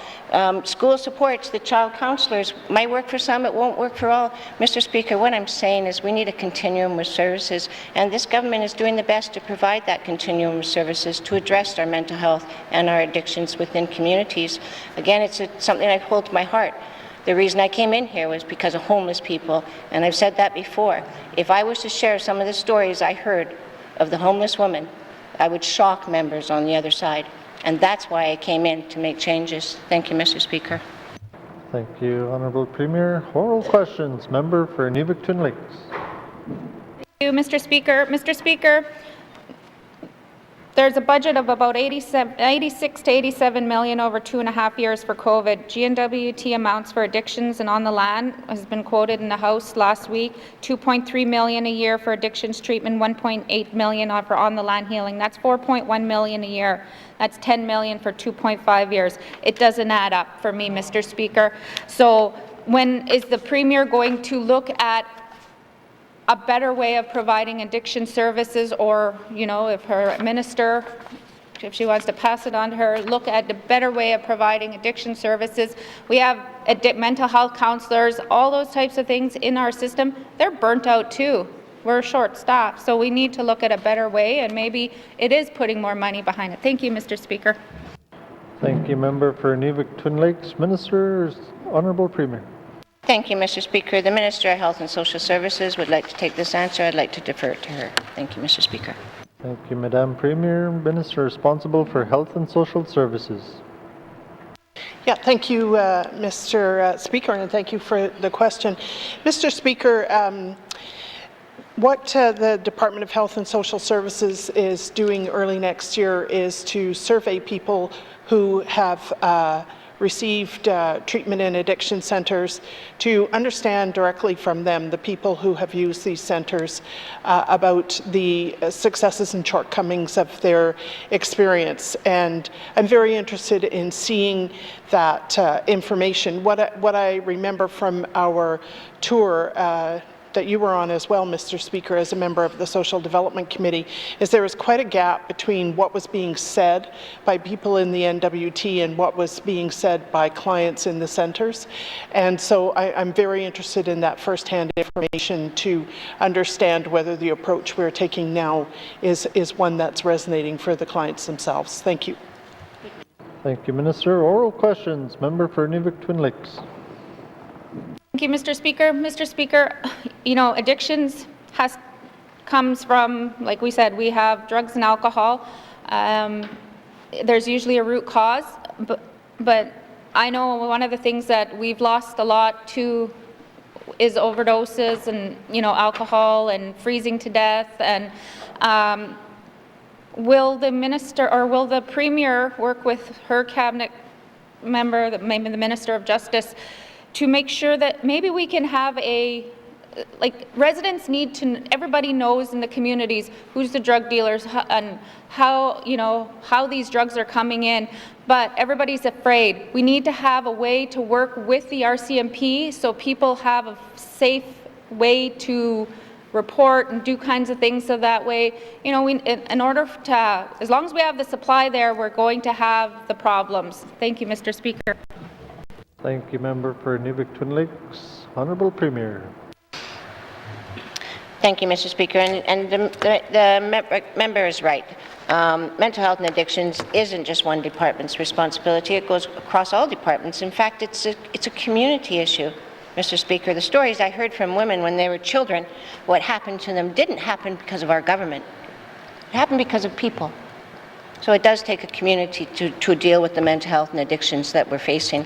Mr. Speaker, what I can commit to is that we will bring this issue to the Committee of Cabinet, our Social Committee, and we will look at a wholesome, all-of-government approach to dealing with that. But, Mr. Speaker, in respect, I'd like to see the results from the survey that the Health and Social Services Minister has committed to, and at that point it would make sense that we would sit together and look at what we can do from a whole-of-government approach.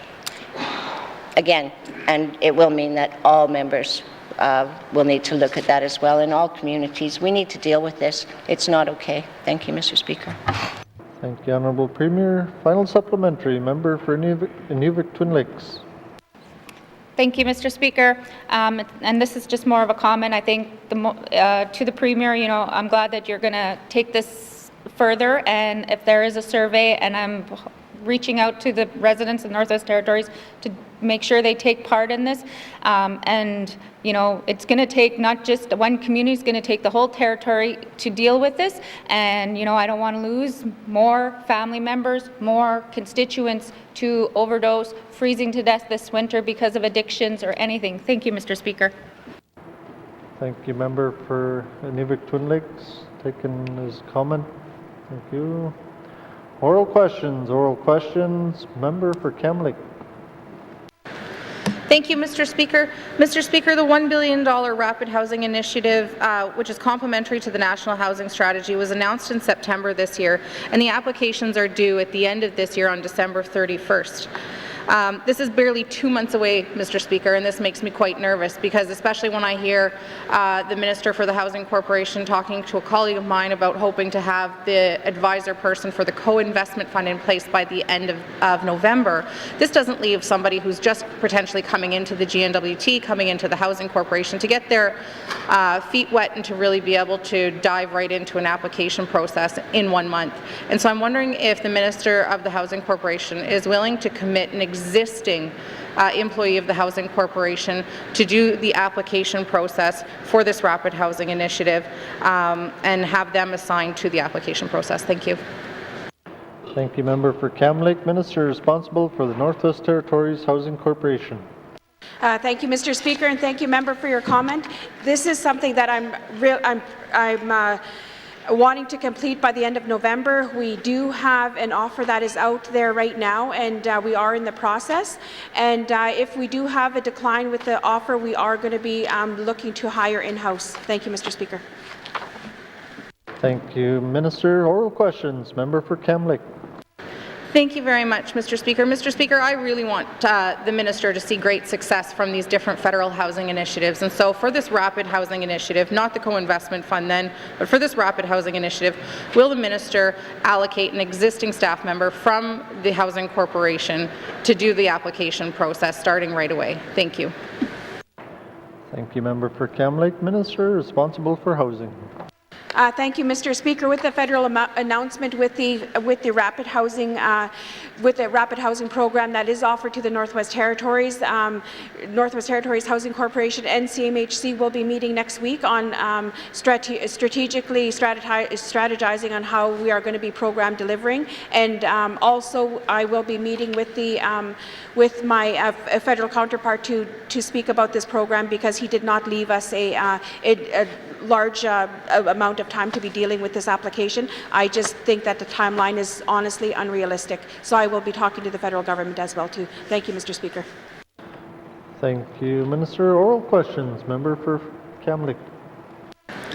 Thank you very much, Mr. Speaker. I'm happy to hear that the minister will be sitting down with the federal minister for CMHC next week in order to discuss the Rapid Housing Initiative. I think it's really important, and I think that it's important that everybody in this House support the Housing Corp and make sure that they have the resources that they need in order to be successful in putting houses on the ground. So with that in mind, Mr. Speaker, will the Minister of Housing please allocate a member of the Housing Corporation today to be the champion of the Rapid Housing Initiative? Thank you. Thank you, member for Cam Lake. Minister responsible for the Northwest Territories Housing Corporation. Thank you, Mr. Speaker. We are in process. I will keep the member updated. Should we be able to hire someone immediately, I will inform my colleagues of what the outcome was of the position, whether it was declined or accepted. Thank you, Mr. Speaker. Thank you, Minister. Final supplementary, member for Cam Lake. Thank you very much, Mr. Speaker. I'm tempted to try and put my remaining 3 questions into one, but I don't want to get in trouble, so I'm going to pick one. Mr. Speaker, what I'd like to know is, has the Housing Corp been able to reach out to any of the potential partners that would be involved in the Rapid Rehousing Initiative? One of those key ones would be that the Rapid Housing Initiative favors applications that have received financial supports from municipalities, like in the form of property tax or permitting fee waivers. And so I'm wondering if the Housing Corp has had the opportunity to reach out to the City of Yellowknife, or had the opportunity to reach out and discuss this with people like the Integrated Case Management, who would know what vulnerable populations in different communities desperately need housing in order to get houses on the ground. Thank you. Thank you, member for Cam Lake. Minister responsible for housing. Thank you, Mr. Speaker. The announcement of this federal funding is very new. CMHC and the NWTHC will be meeting next week, and these are the meetings will be amongst the managerial staff here in the Northwest Territories, and this is not a meeting that would be with the federal government at this time. Right now, I'm just looking at the possibilities for this Rapid Rehousing Program initiative. Like I had said, the three months to get these applications forward, and it takes us a year, 365 days for us to complete a co-investment application. This is unrealistic. I will be talking to the federal government because this does not work for the Northwest Territories. We need an extension on the application process. Thank you, Mr. Speaker. Thank you, Minister. Colleagues, our time for oral questions has expired. Written questions. Written questions. Returns to written questions. Returns to written questions. Replies to Commissioner's address. Replies to Commissioner's address. Petitions. Petitions. Reports of committees on the review of bills. Reports of committees on the review of bills. Reports of standing and special committees. Reports of standing and special committees. Tabling of documents. Tabling of documents. Minister responsible for Environment and Natural Resources. Thank you, Mr. Speaker. Mr. Speaker, I wish to table the following document, 2020 Northwest Territories Environmental Audit Technical Report. Thank you, Mr. Speaker. Thank you, Minister. Tabling of documents. Tabling of documents. Notices of motion. Notices of motion. Motions. Motions. Member for Cam Lake. Thank you, Mr. Speaker.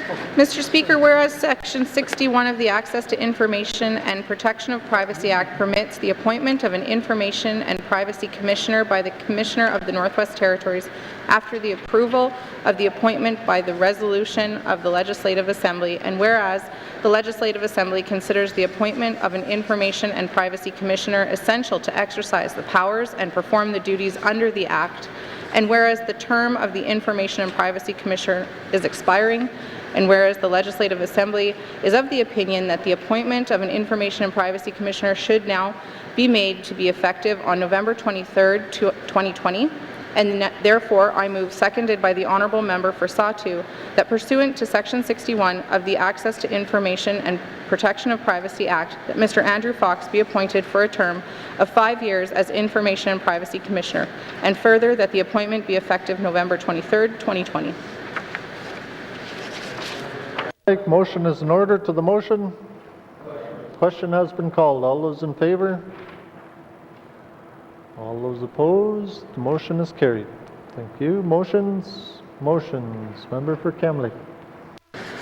Thank you, Mr. Speaker.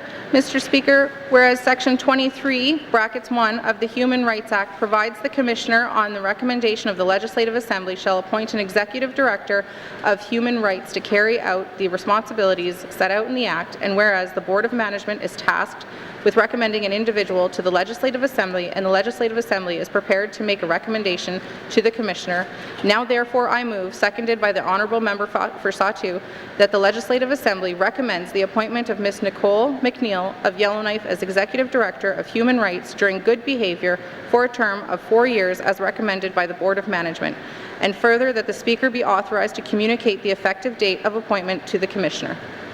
Thank you, Mr. Speaker.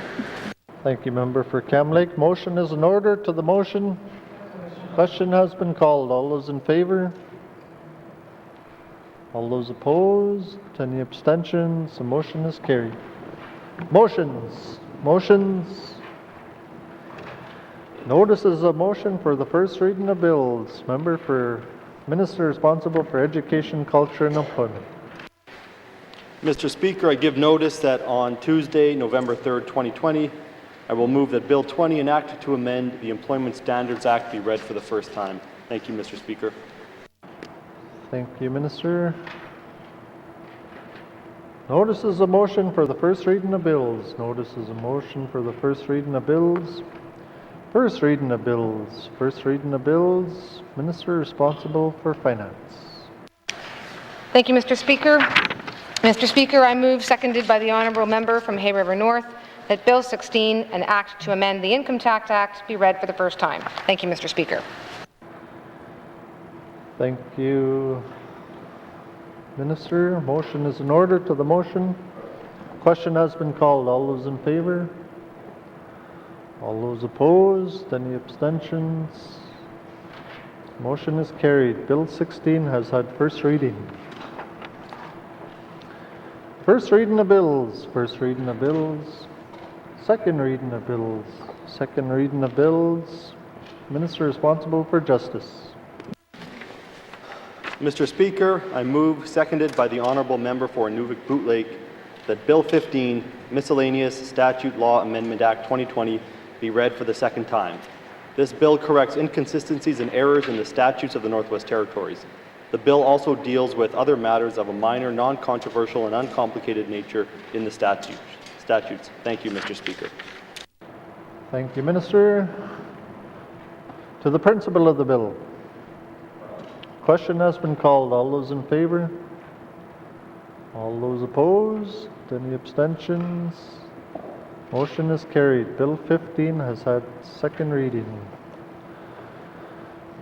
Minister responsible for Justice. Thank you, Mr. Speaker. Mr. Speaker, I seek unanimous consent to waive Rule 73, brackets 2, to have Bill 15 moved directly into Committee of the Whole for consideration. Thank you, Mr. Speaker. Thank you, Minister. The Minister is seeking unanimous consent to have Bill 15 moved into Committee of the Whole. Are there any nays? There are no nays. You may continue. 15 will be moved into Committee of the Whole. Thank you.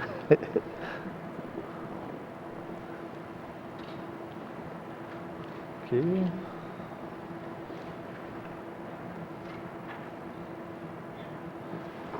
Second reading of bills. Second reading of bills. Consideration in Committee of the Whole of bills and other matters. Committee Report 4-19 brackets 2. Committee Report 5-19 brackets 2. Member Statement 177-19 brackets 2. Table Document 165-19 brackets 2. Table Document 166-19 brackets 2. Table Document 167-19 brackets 2.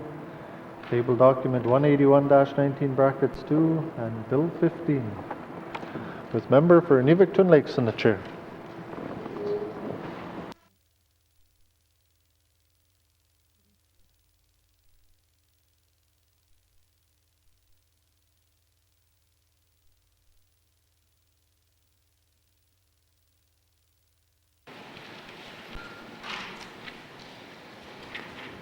I call Committee of the Whole to order. What is the will of committee, Mr. Norn? Much to Madam Chair. Committee wishes to deal with the following items. Table document 181-19-2, capital estimates 2021-2022 for the Departments of Infrastructure and Department the Northwest Territories Housing Corporation. Next item, Committee Report 4-19 bracket 2, and also Committee Report 5-19 bracket 2. Thank you. Does committee agree? Thank you, committee. We will take a break.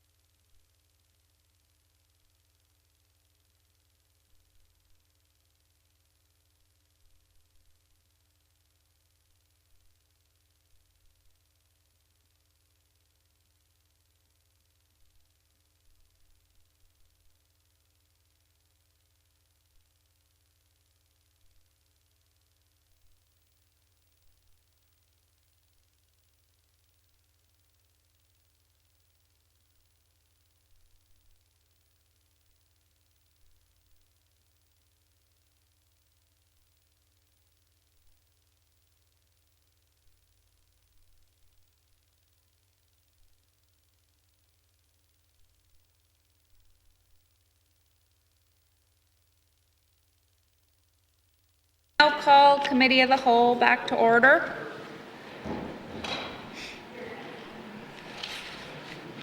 Committee, we will resume consideration of table document 18119 brackets 2, capital estimates 2021-2022 with the Department of Infrastructure.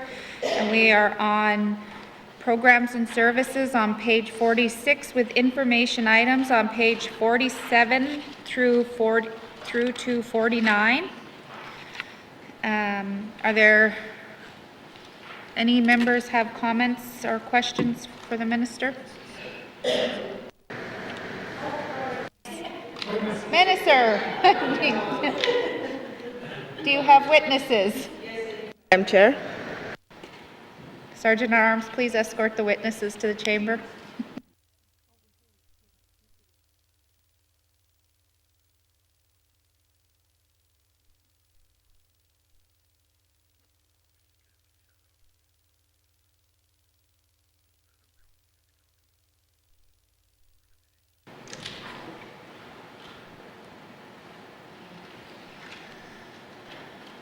Minister, will you please introduce your witnesses for the record? Thank you, Madam Chair. Madam Chair, I have with me today Steve Ludit, who's the Acting Deputy Minister. I also have Robert Jenkins, who's the ADM for Energy and Environment. Welcome.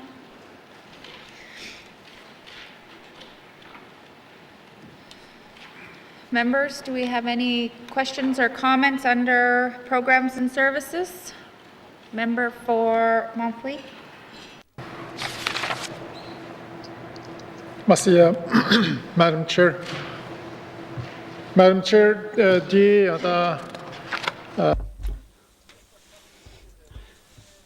when we say infrastructure, we're talking about things that are going to be built in our community, and this is the item that we are on. I have one item.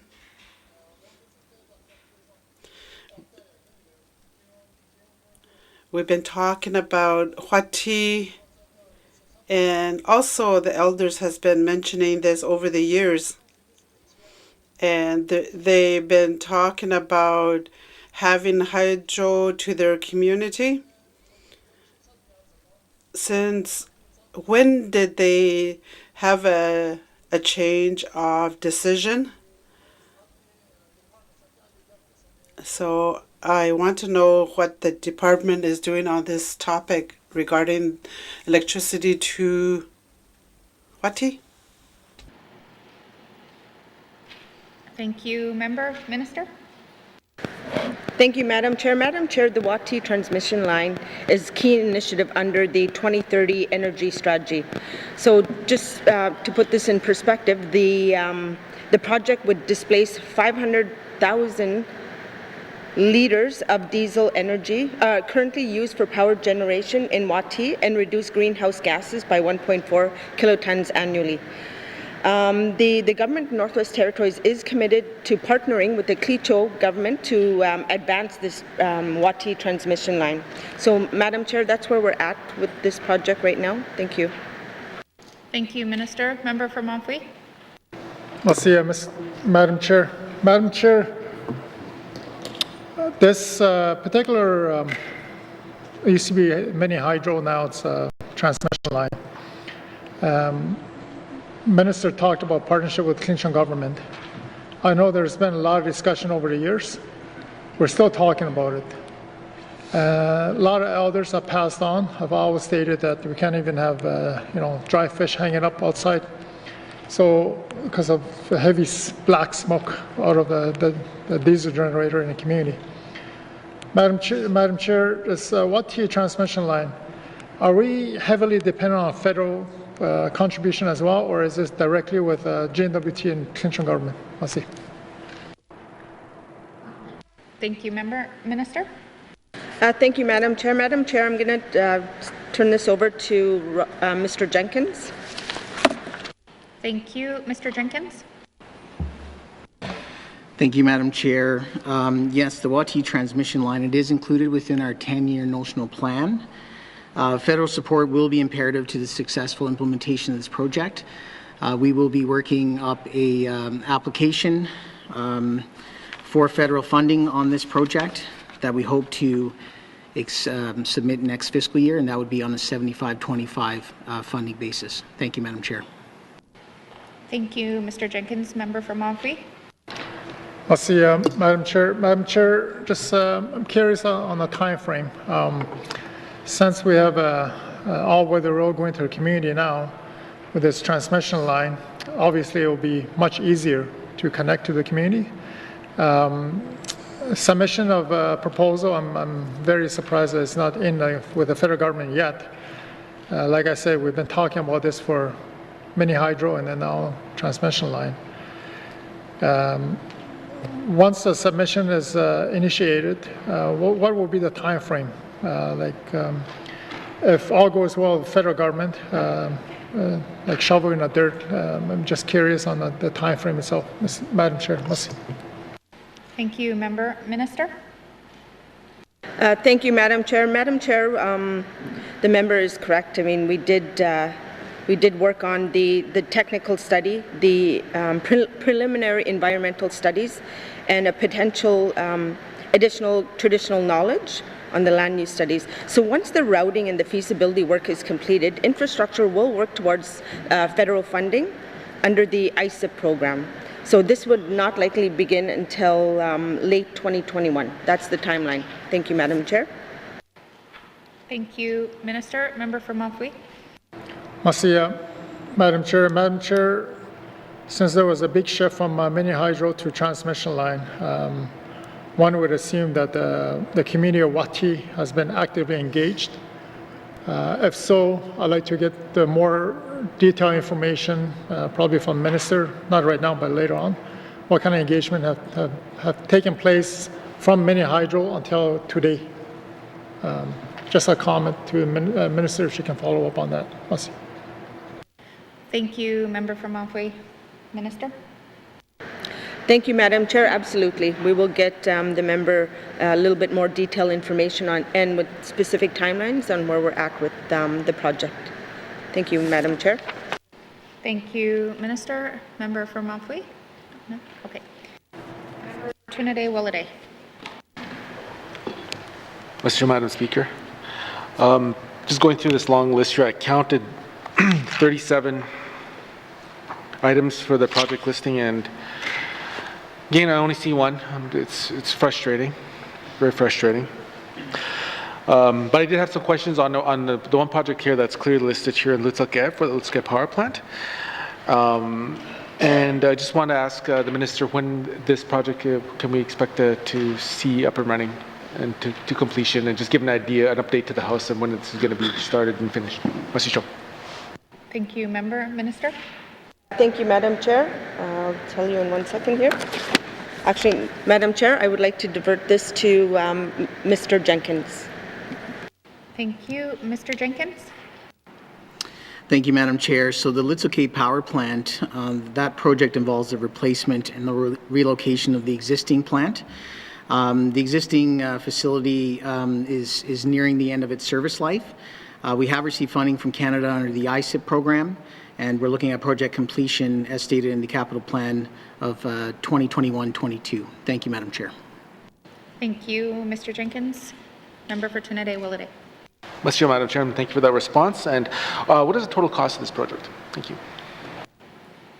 Thank you, Member. Minister. Thank you, Madam Chair. Madam Chair, I will divert this question over to Mr. Jenkins. Thank you, Minister. Mr. Jenkins. Thank you, Madam Chair.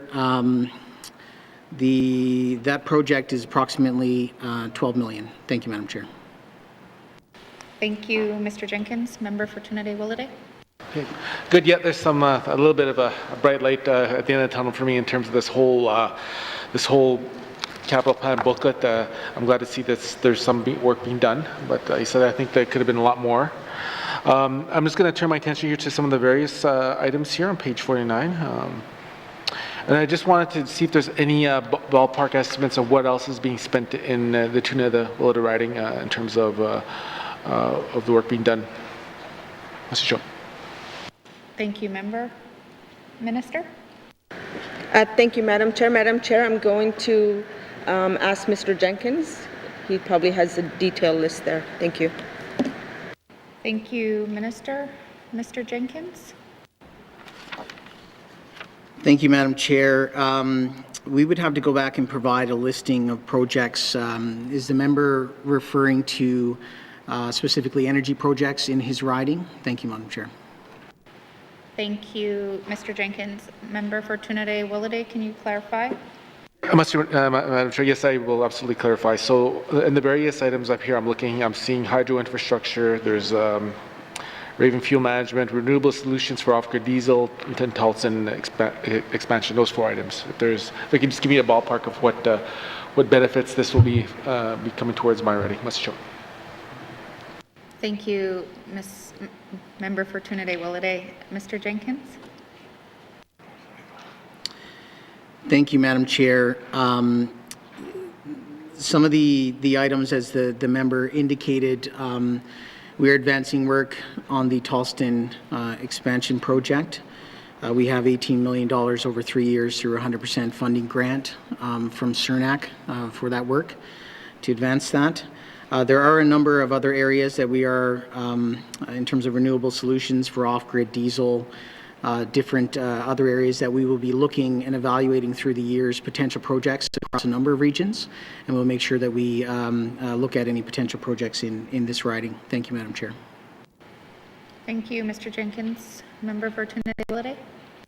Thank you. I don't want to speculate, but I bet you if you did look at this, you won't find a whole lot of benefit. And I'm just goes to my point. I've been seeing this over and over, almost like a mantra, and it's disappointing to see the lack of help we've been getting. You know, I need to go back to my constituents and tell them why, you know,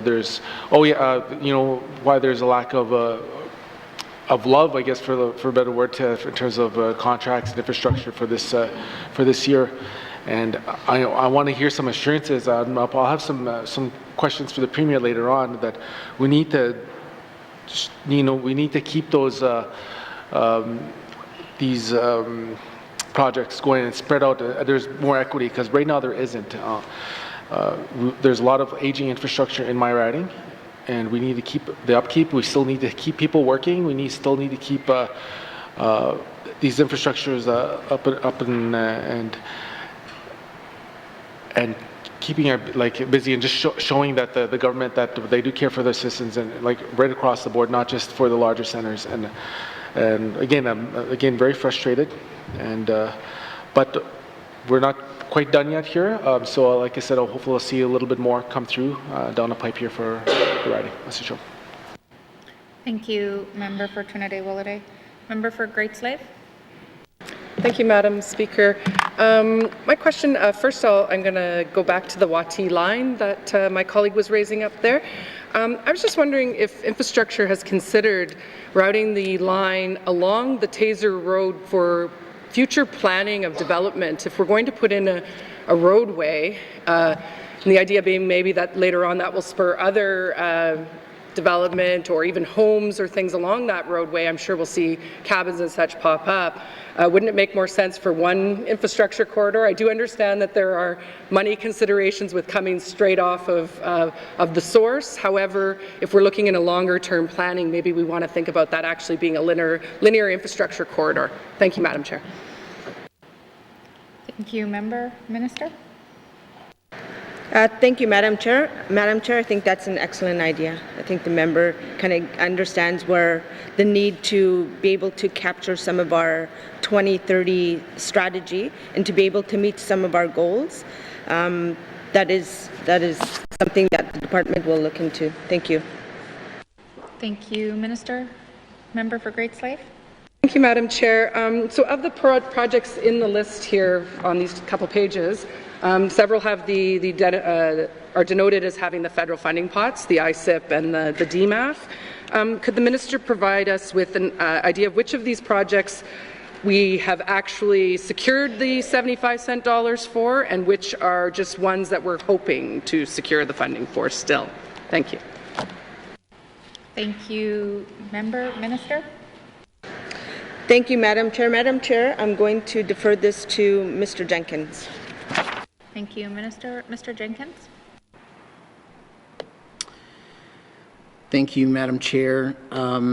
There is 6 energy projects under the Integrated Bilateral Agreement for which we've received approved federal funding. That is the Nunavik Wind Project, Snare Forks Hydro Upgrades, Sax Harbor Diesel Power Plant Project, Fort Simpson LNG Project, the Litzoke Diesel Power Plant Project that we just discussed, and the Tolston Hydro Overhaul. Thank you, Madam Chair.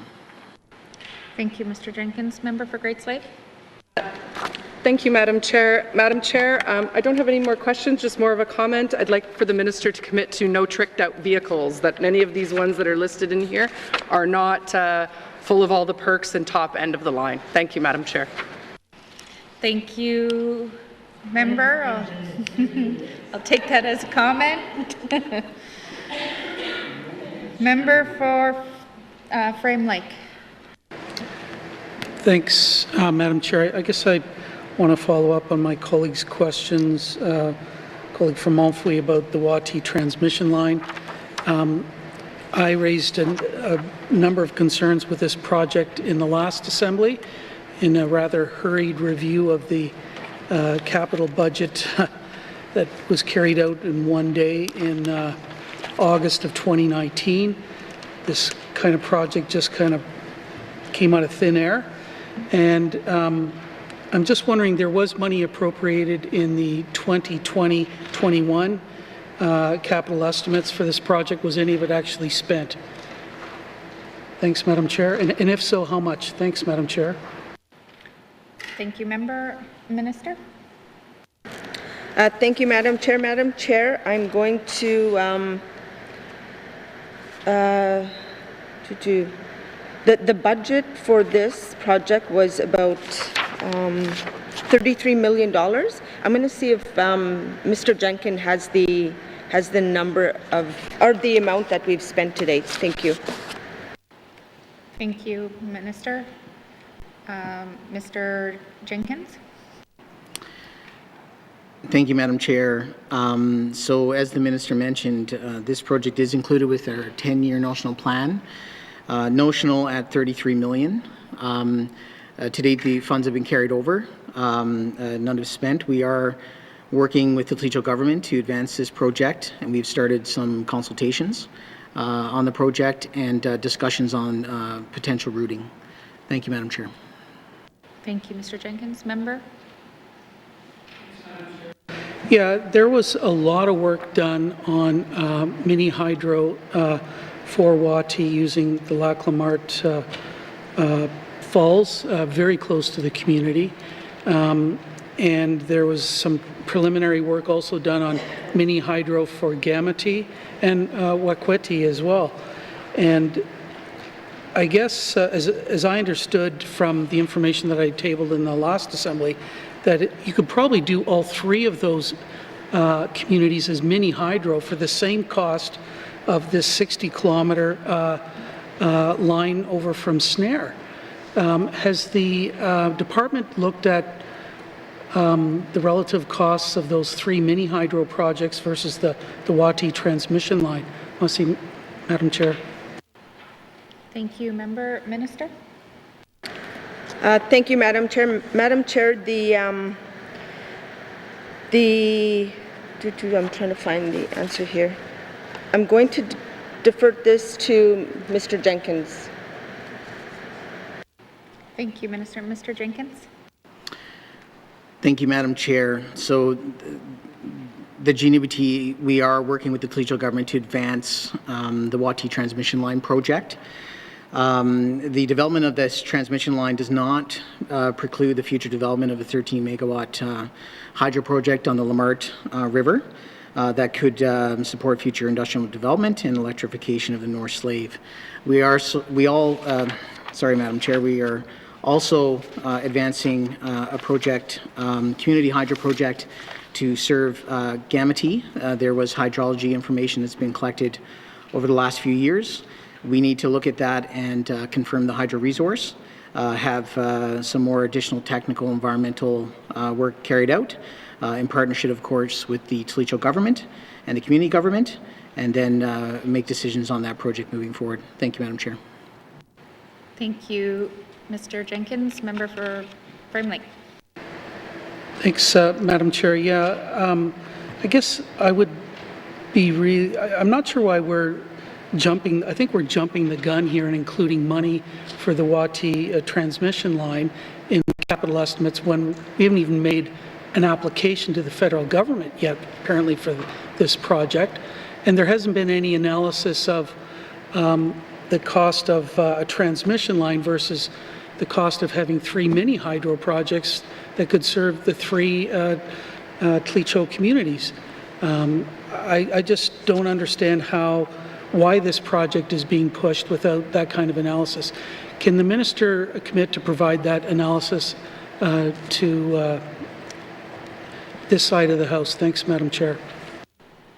Thank you, Minister. Thank you, Madam Chair. Madam Chair, absolutely. If the member would like more detailed information on the project, that is something we can provide. Thank you, Minister. Member for Frame Lake. Great, thanks. Yeah, I really appreciate it because it's my understanding that I think we could get mini hydro projects that each community could actually control and have a self-sufficient energy future at the same cost of building this big transmission line. They could become self-sufficient and control their own energy future. So that's the kind of future I'm interested in, Madam Chair. And of course, that would need to be done in consultation with the Toledo government and all of the communities. But I want to move over to the Inuvik wind turbine project. I know that the Gwich'in Land and Water Board just rendered their decision on some issues around the land use permit that was submitted for that project. And I'm furiously trying to skim the decision myself that came out yesterday, but it looks like the board has ruled that GNWT is the rightful, can have a land use permit, but that they need to really consider this issue of whether the area is really a part of the reindeer grazing reserve. So I guess I have a kind of a technical question here for the minister. Why did we not change the area that the turbine project is supposed to be located on? Why didn't we change the regulation and take it out of the reindeer reserve before trying to push this project through? Thanks, Madam Chair. Thank you, Minister. Thank you, Madam Chair. Madam Chair, I'm going to ask Mr. Jenkins to provide some rationale about why the planning was done in previous years. Thank you. Thank you, Minister. Mr. Jenkins. Thank you, Madam Chair. So the Inuvik Wind Project, that is another key initiative under our 2030 energy strategy. We've been in the regulatory process for a few years. The member is correct. A recent ruling from the Gwich'in Land and Water Board on eligibility to occupy land. The board did rule that the GNWT is eligible to occupy the land for this project and for this purpose. Madam Chair, we will continue on through the regulatory process, and that is an opportunity for parties to raise concerns with the turbine itself and environmental concerns for that process. We respect that process. We will work through that process, and we look forward to the discussions with all the parties. Thank you, Madam Chair. Thank you, Mr. Jenkins. Member for Frame Lake. Thanks, Madam Chair. I guess where I'm going to go with this is I'm very worried that this project is going to get referred to an environmental assessment. There was no reason whatsoever that had to happen had our government actually properly consulted and worked with the Gwich'in governments in relation to this project. And I also don't think it's a great idea where GNWT willy-nilly decides that it can reallocate pieces of land that have been designated for certain purposes for other purposes. You can't take stuff out of a reindeer grazing reserve and unilaterally decide you're going to change it to do something else. When, you know, are we going to follow our own laws or not? And if you are going to change the law in that region, you need to consult the Indigenous governments as well. So this is a heads up for the minister. With other infrastructure projects, including this one, we should not be willy-nilly deciding we're going to change areas and that are set out in regulations and unilaterally decide you're going to change it to something else. So I guess I'd like to get an explanation as to why we think we have the ability to change something that's in a reindeer grazing reserve to a wind turbine without going through due process, changing the regulations, and consulting the appropriate Indigenous government. Thanks, Madam Chair. Thank you, Member. Minister? Thank you, Madam Chair. Madam Chair, the Inuvik Wind Project, again, is one of our key initiatives, so that is something that we are working towards. We have been waiting for, waiting with the Gwich'in Land Water Board to be able to give a ruling, and we're quite excited about the ruling that's done today. We continue to engage with communities and Indigenous organizations so we can start to advance the project and ensure that the participation and the partnership in the development of any energy solutions here in the territories. Thank you, Madam Chair. Thank you, Minister. Member?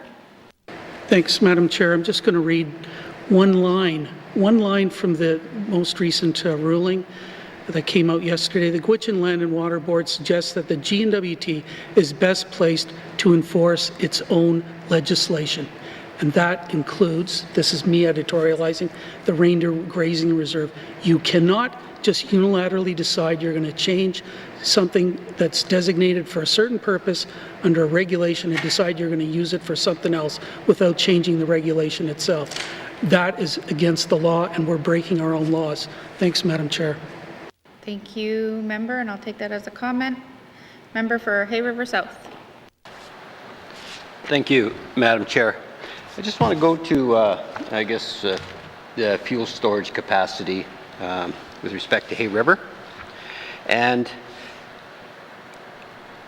I understand why we're looking at this, but I guess the question I have is why is the government doing this when we actually have private sector in Hay River that could possibly handle it?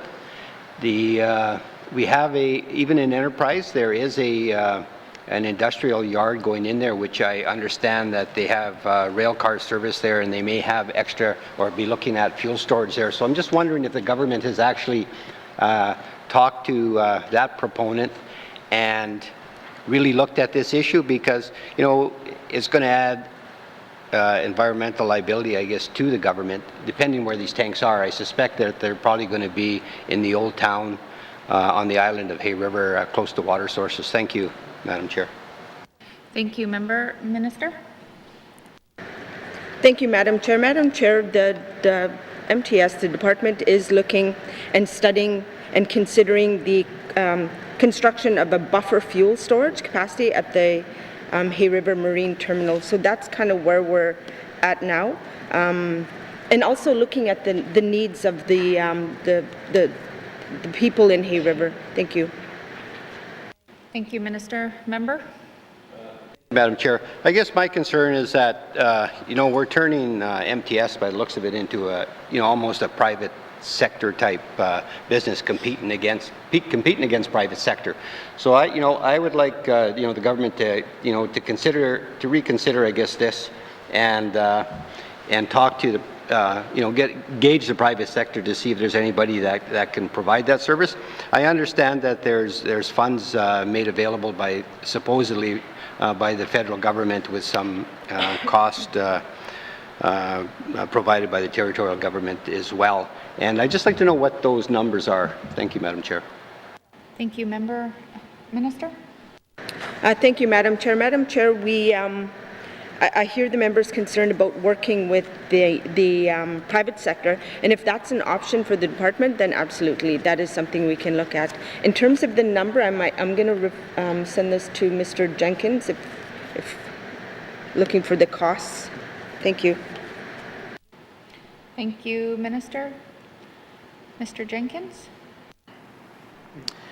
Thank you, Madam Chair. Thank you for the question. That is a number we will have to. It's a total of 21.5 million federal and 7.5 million GWT. Thank you, Madam Chair. Thank you. Member for Hay River South. Thank you, Madam Chair. Yeah, those are numbers I have as well. So, and I'm pleased to hear that the minister will consider talking to the private sector and trying to include them in on this as well. The next thing I kind of want to go to here is the transmission line. I guess the Fort Providence transmission line. I would ask the minister, where is that line going to start and where is it going to end? Thank you, Madam Chair. Thank you. Minister.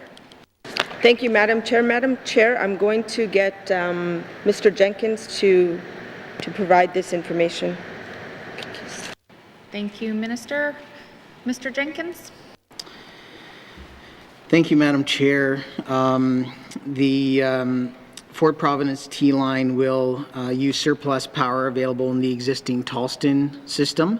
That will virtually eliminate the use of diesel for electrical generation in the communities of Fort Providence, Kikisa, and Dory Point. Except for emergency backup, there will be a need still for diesel emergency backup. Thank you, Madam Chair. Thank you, Mr. Jenkins. Member for Hay River South. Thank you, Madam Chair. And knowing that Northland Utilities actually provides the power to Kikisa and to Fort Providence, what involvement will they have in that line, or is this line going to be part of the potential takeover of when we talk about the Hay River franchise? Are we also looking at the I guess Kikisa and Fort Providence as potential takeover by the Power Corp? Thank you, Madam Chair. Thank you, Minister. Thank you, Madam Chair. Madam Chair, I just want to talk a little bit about the project using the surplus hydropower that is available at the existing Tallston system to eliminate the use of diesel for electrical generation in the communities Fort Providence, Kikisa, Dory Point. So the delivery of hydropower to the customers and communities would also reduce the cost of power. But I'm going to revert the question over to Mr. Jenkins to provide more detail on what the plan is for the project. Thank you. Thank you, Minister. Mr. Jenkins. Thank you, Madam Chair. As mentioned, this is a 170-kilometer long transmission line that's being proposed from Hay River to Fort Providence. We have had discussions with the utility. Obviously, the utility will be involved in discussions moving forward. Ultimately, this would be a power supply that will provide whatever utility in the future is responsible for delivering that electricity in the community. Thank you, Madam Chair. Thank you, Mr. Jenkins. Member for Hay River South. Thank you, Madam Chair. It's interesting, I don't oppose the idea, that's for sure. We're always looking for cheaper power in the south, but when I read the news and I see that the Power Corp, we're spilling water over the dam, and we've got surplus power, but we're not utilizing in the communities for, say, to promote manufacturing or to promote electric heat, and I understand that the reason that we were doing this possibly is that because we're waiting for the big mine to show up around Pine Point or wherever, and we seem to be waiting for that big white elephant, and it never seems to come. But when we could be actually using that source of power to reduce the cost of power in the South Slave area, which would then in turn spur the economy as well, like the manufacturing sector and whatever other businesses as well. So I'm just kind of wondering what the your thoughts on that. Thank you, Madam. Thank you, Minister. Thank you, Madam Chair. Madam Chair, I think the project is one of the best projects we have in this energy strategy. There is opportunity within the many different projects that's happening here in the south, whether it be whatever region, that we need to be able to look and see, what works best, what's cost saving, try and help us meet our 2030 energy strategy. And this is something that our department is looking into. Thank you. Thank you, Minister. Member? Yeah, thank you, Madam Chair. I guess when I look at it, I'm looking how to reduce the cost for the people in the community, and this is one way to do it. And it's been sitting there for year after year after year, and nothing gets done. Now it's the best project. It is a good project. There's no doubt about that. I just hope that we utilize it in the right way. I'd like to go to talk about the ferry system.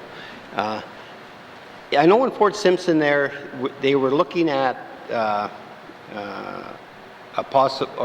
potential for a bridge. So I'm just wondering what involvement the government has in this, or is it just the community of Fort Simpson that was pushing this idea? Because I know that the ferry system, a few of the ferries are probably aging out, and there's going to be a requirement to either build new ones, and replace them, or look at a bridge along the different areas. So I'm just wondering what the government is planning with respect to aging ferries and replacements. Thank you, Madam Chair. Thank you. Member Minister. Thank you, Madam Chair. Madam Chair, I'm going to give this to Mr. Jenkins. Thank you. Thank you, Minister. Mr. Jenkins. Thank you, Madam Chair. I would ask that Mr. Luda take this question. Thank you. Thank you. Mr. Ludit. Thank you, Madam Chair. The department is continually looking at our ferry operations, and they're on our schedule for maintenance, for rehabilitation, for retrofits, as we have in our plan, to continually keep them operating safely and effectively and efficiently. We're also looking at bridges in certain areas, and we've had studies going on that we're beginning. We've had people on consultants visit certain areas, and we're looking at what our bridge needs are for the future. Thank you, Madam Chair. Thank you, Mr. Lutit. Member for Nunakput. Well, thank you, Madam Chair. Just a few things in regards to the infrastructure, the services that we're going. The Inuvik terminal and the runway extension, just making sure that we have local contractors that are doing the work that's coming up on these projects. Keep it local, and in regards to no bringing in outsiders, that's just a comment I have on that. The M18 project, they had a meeting last night back home with the M18, which is 13 kilometers out of Tuck, on Tuck 71A lands. And I'm just wondering is this government looking at giving any monies, because it will provide LNG with the condensates off of that well. You'd get gasoline and diesel that we could provide for the region. I'm just wondering if is there anything coming up with that? That's a question I have for M18 for funding. Thank you, Madam Chair. Thank you, Member for Nunakput. Minister?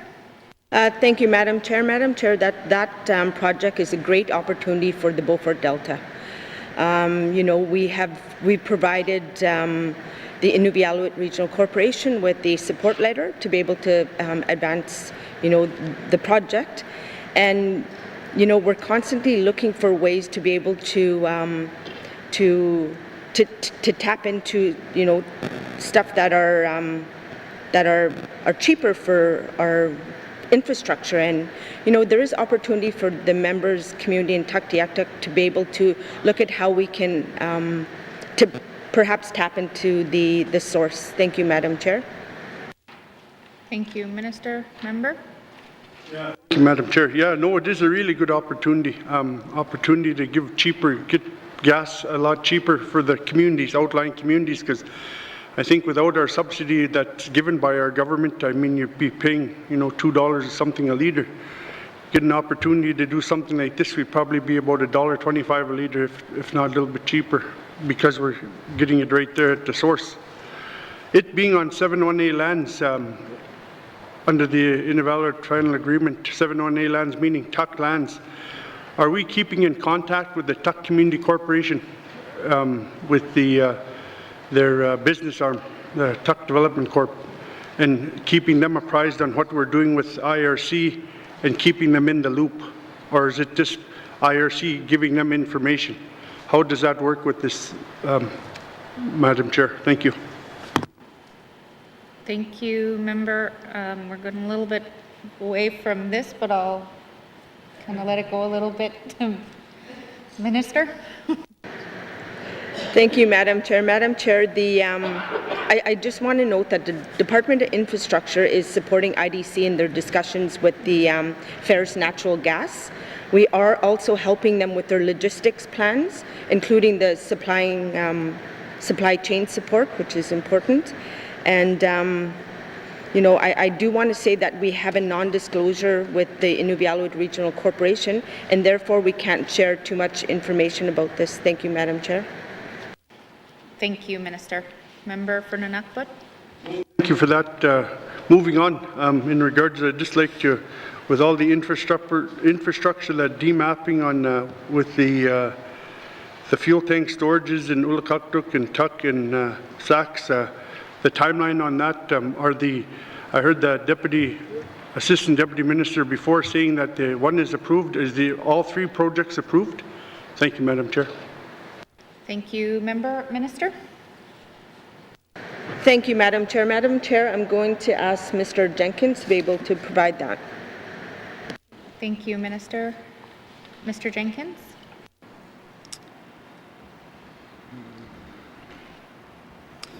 Thank you, Madam Chair.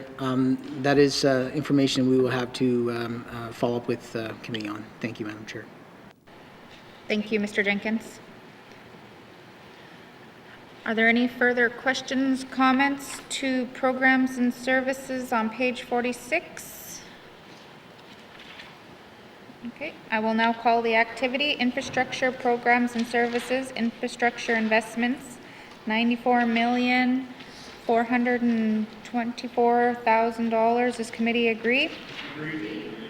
Thank you. Members, please return now to the departmental summary found on page 40. Infrastructure 2021-2022 capital estimates, $292,766,000. Mr. Norn? Madam Chair, I move that the committee defer further consideration of the estimates for the Department of Infrastructure at this time. Madam Chair. Thank you. The motion is in order. To the motion? Question has been called. All those in favor? Opposed? The motion is carried. Consideration of the departmental summary has been deferred. Thank you, Minister, and thank you to your witnesses. Sergeant at Arms, please escort the witnesses out of the chamber.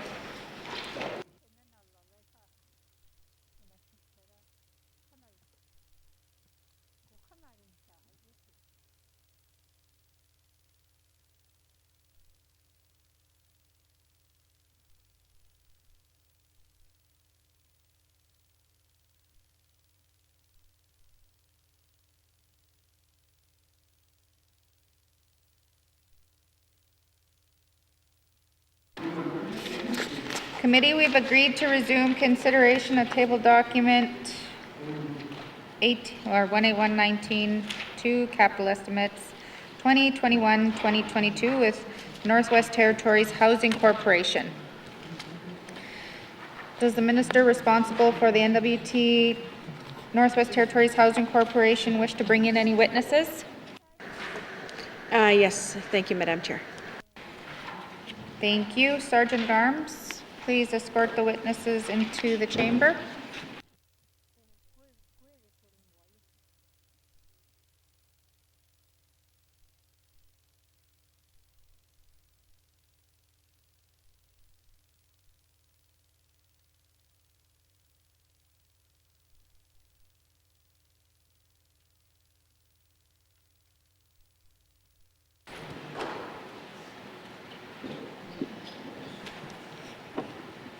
Would the minister please introduce her witnesses?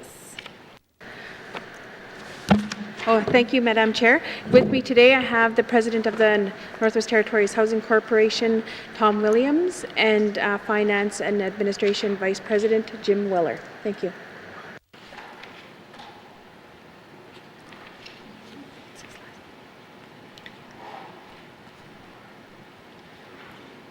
Thank you, Minister, and welcome.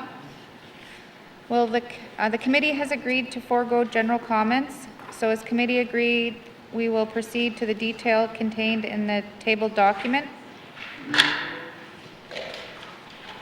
Committee, the Northwest Territories Housing Corporation is included in the capital estimates as an information item, and the totals are not votable. We will continue to review these estimates as we have for the previous considered departments. However, we will not vote on the totals. If members have comments or questions, they can be raised at the appropriate time. Committee, we will defer the corporation totals and review the estimates by activity summary, beginning with finance and infrastructure services on page 65, with information items on page 66.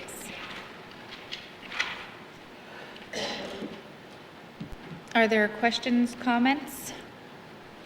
Member for Tunaday Willowday. Masi Cho, Madam Chair. Yay, I got 2 items here. Yeah. 2 items. Looks like there's going to be some retrofit work in Denis Noucoin here. I did have some, a few questions about that, but I guess I could start with my first question is, when is this work going to be expected to be started? Ms. Cho. Thank you, member. Minister. Thank you, Madam Chair. I'm going to defer this question over to Tom Williams, as I know the Housing Corporation has had delay in project delivery because of COVID-19. Thank you, Madam Chair. Thank you, Minister. Mr. Williams. Thank you, Madam Chair. I'll defer the question to Mr. Martin. Thank you. Mr. Martin.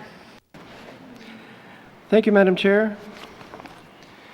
The projects in question here relate to the major retrofits.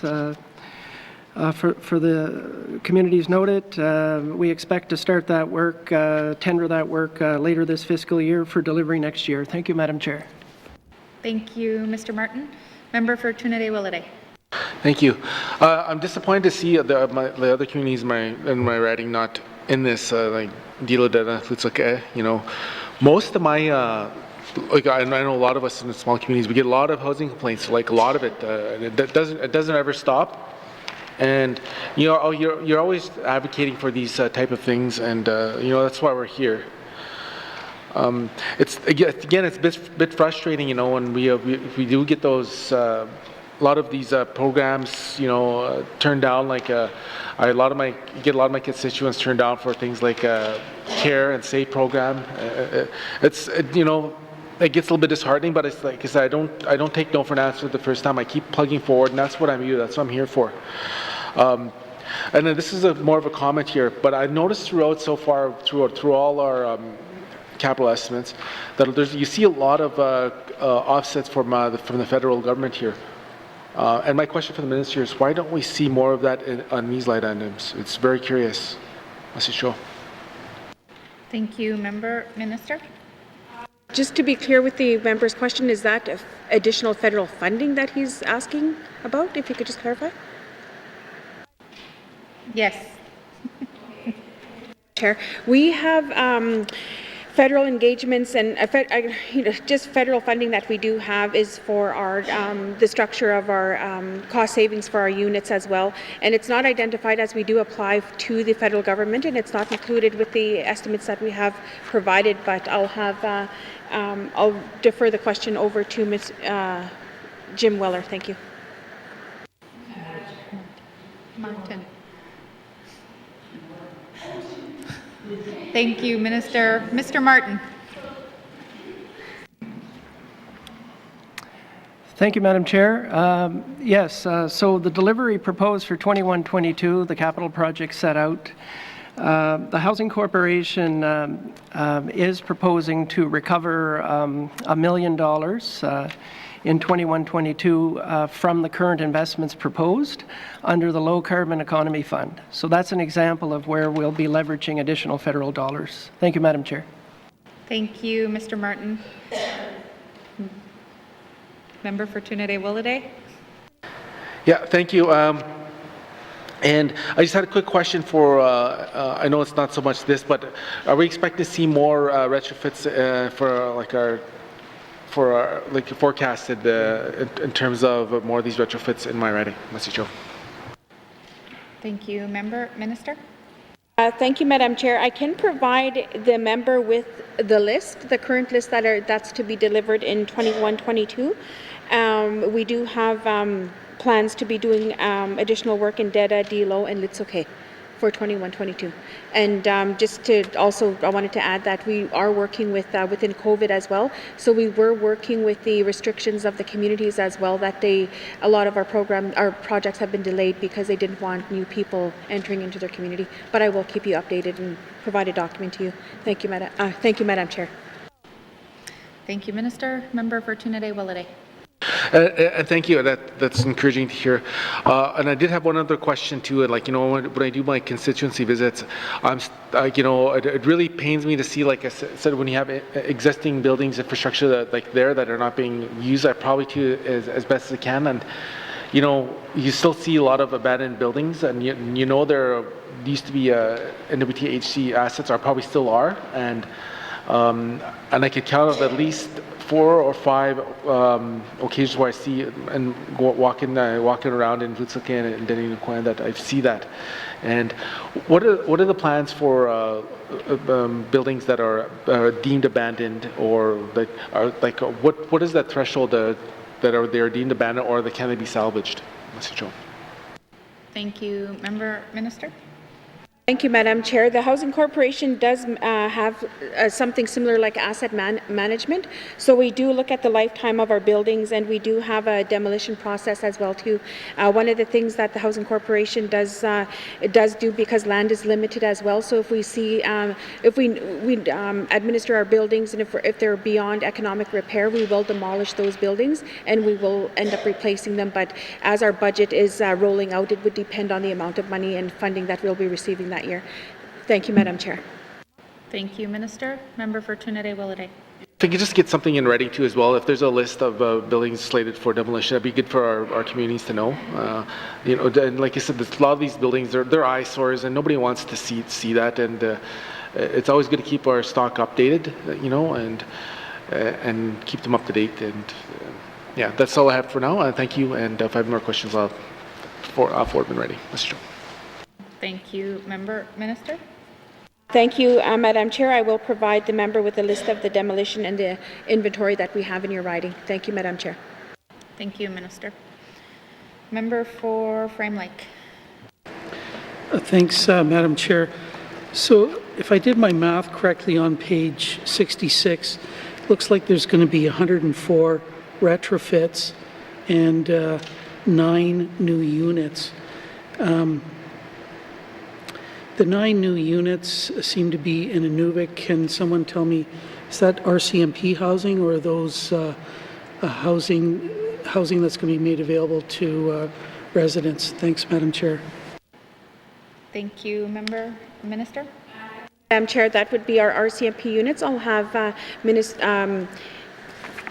sorry, just a second, Jim Martin to elaborate on the program delivery. Thank you, Madam Chair. Thank you, Minister. Mr. Martin? Thank you, Madam Chair. Yes, just to confirm, those 9 units scheduled for 21-22 are for the RCMP housing delivery. Thank you, Madam Chair. Thank you, Mr. Martin. Member for Frame Lake. Thanks, Madam Chair. So why are there no new units for residents of the Northwest Territories? It's all retrofits. Thanks, Madam Chair. Thank you, Minister. Thank you, Madam Chair. We did roll out our estimates, and we did put our budget together. We do have some units that were announced in June of this year. I don't have them listed on here, but we are looking at the retrofits and looking at the units. I want to say that I want to bring them up to standard, and I had announced this as well too, that I wanted to sell the refurbished units as well too, and to put home ownership on the ground. I'll have Mr. Tom Williams elaborate on the response as well. Thank you, Madam Chair. Thank you, Minister. Mr. Williams? Chair, the minister is correct. We do retrofits with our existing finances that we do have in our inventory. Unless we get new money for both infrastructure and new money for O&M, we can't add to the inventory. So we do a lot of due diligence on making sure that our existing units are kept in good order. So, half of our budget is spent on retrofitting our existing public housing stock. Thank you, Madam Chair. Thank you, Mr. Williams. Member for Frame Lake.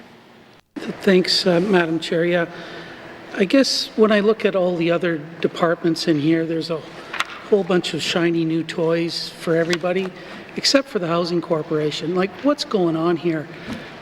We have lots of retrofits. I get that, but no new units?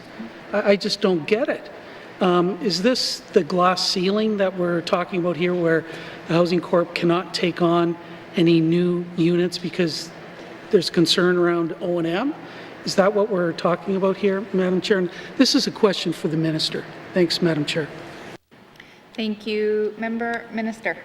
Thank you, Madam Chair. Yes, that is correct. It's operation and maintenance funding. Thank you, Madam Chair. Thank you, Minister. Member. Thanks, Madam Chair. Okay. We've got to get more money into the Housing Corporation for new units. I don't know how I can say that more clearly. If it's pitched to the Financial Management Board as forced growth, a new initiative, I don't care anymore. We need more money for housing, for new units, and for the O&M that needs to go along with that. Can the Minister make a commitment to go to the Financial Management Board and get more money for new units for the Housing Corporation? Thanks, Madam Chair. Thank you, Member for Frame Lake. Minister. Thank you, Madam Chair. Yes, I will put something together. Thank you, Madam Chair. Thank you, Minister. Member for Frame Lake. Thanks. I think that's the best news I've had almost all year. And I think members on this side want to support the Minister in getting more money for the Housing Corporation for new units, not just retrofits. If you can find some federal money that comes along with it, that's great, but we need more money from our own source, our own pot. So I want to shift now a little bit here, Madam Chair, but that was indeed great news and a fantastic commitment from the Minister, and I don't want to underestimate that in any way. When I look, though, at the, on page 65, the estimates, and this is, I guess, flow-through money that comes really through the Department of Finance as a contribution to the Housing Corp for its capital. If you look at 2019-20, there's about $17 million in change. 2021, $11.6 million. 21-22, only $10.6 million. Our contribution to the Housing Corporation for capital is declining over time. How can that possibly be? What is happening? How can our capital contribution to the Housing Corporation actually decline over time when we have housing as such a high priority? Am I misinterpreting this in some way? That's what I'd like to know. Thanks, Madam Chair. Thank you, Minister. Thank you, Madam Chair, and to the member as well. We do have a decline in the funding that we do receive, but we also have the RCMP units that are coming forward. Those are just our RCMP replacement for market housing units. I will have Jim Martin elaborate on the declining of the funding. Thank you, Madam Chair. Thank you, Minister. Mr. Martin. Thank you, Madam Chair. Yes, for 21-22, the Housing Corporation, as per the estimates, has set aside approximately $10.6 million to support our regular capital delivery and the RCMP units as we identified for incremental revenues to support our social housing program. So we're doing that. But in addition to that, we're also making other investments within the allowance that we have within our fiscal framework. And examples of other investments beyond the $10 million would be an additional investment of $1.2 million into the Community Housing Support Initiative program.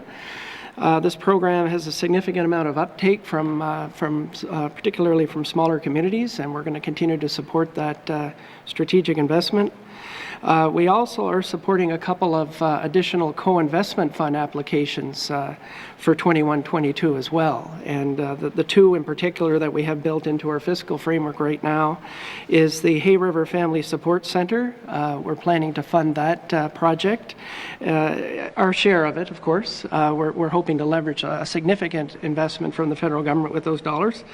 And also the Yellowknife Women's Society's project, Arnica Inn. We have a notional amount set aside of additional dollars to leverage funds there as well. So we're starting to shift a bit of our dollars into leveraging and expanding our base through that means.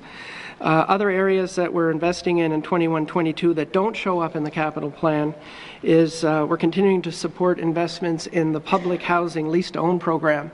We do see a significant amount of opportunities for home ownership in this area, and we'll continue to support that. Also, for 21-22, we're investing additional dollars into fuel tank replacements. We recognize that this is an environmental risk area, and we've done a good assessment of the replacements that need to be completed over the short while here. And we'll be putting an additional $1 million into fuel tank replacements planned for 21-22 to accelerate that investment.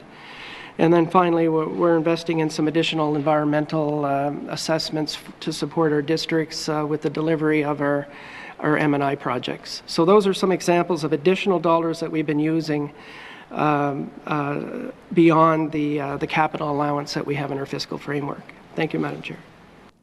Thank you, Mr. Martin. Member for Frame Lake, sorry. Thanks, Madam Chair. And look, lest anybody gets the wrong idea, I know our people at the Northwest Territories Housing Corporation work very hard at their jobs, and they're obviously very creative in finding other pots of money and ways of leveraging funding and so on. But the fact is that we need more money spent on housing. And I want to reiterate, I'm right behind the minister when she goes to the Financial Management Board to get more money for capital projects, new housing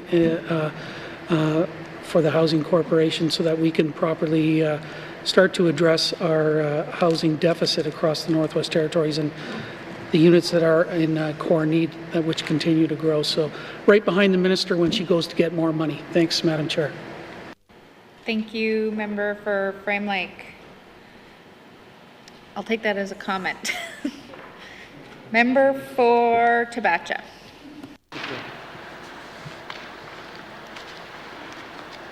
Thank you, Madam Chair. This morning I gave, in my member statement, I said that had a lot of thinking to do about people, about priorities in life, and about positive changes for how our government can make a difference.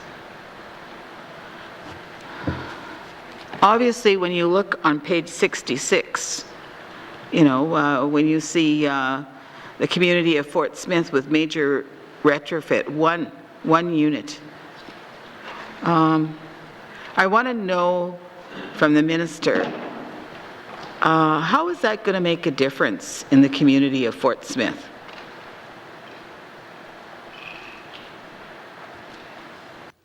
Thank you, member for Tabacha. Minister. Madam Chair, one of the things the Housing Corporation is working on is, you know, Indigenous partnership is it's a huge priority for us within our department. But we have additional housing programs and additional housing partnerships that do exist in Fort Smith. With the announcement of the additional federal money that they did have, we did work in conjunction with them.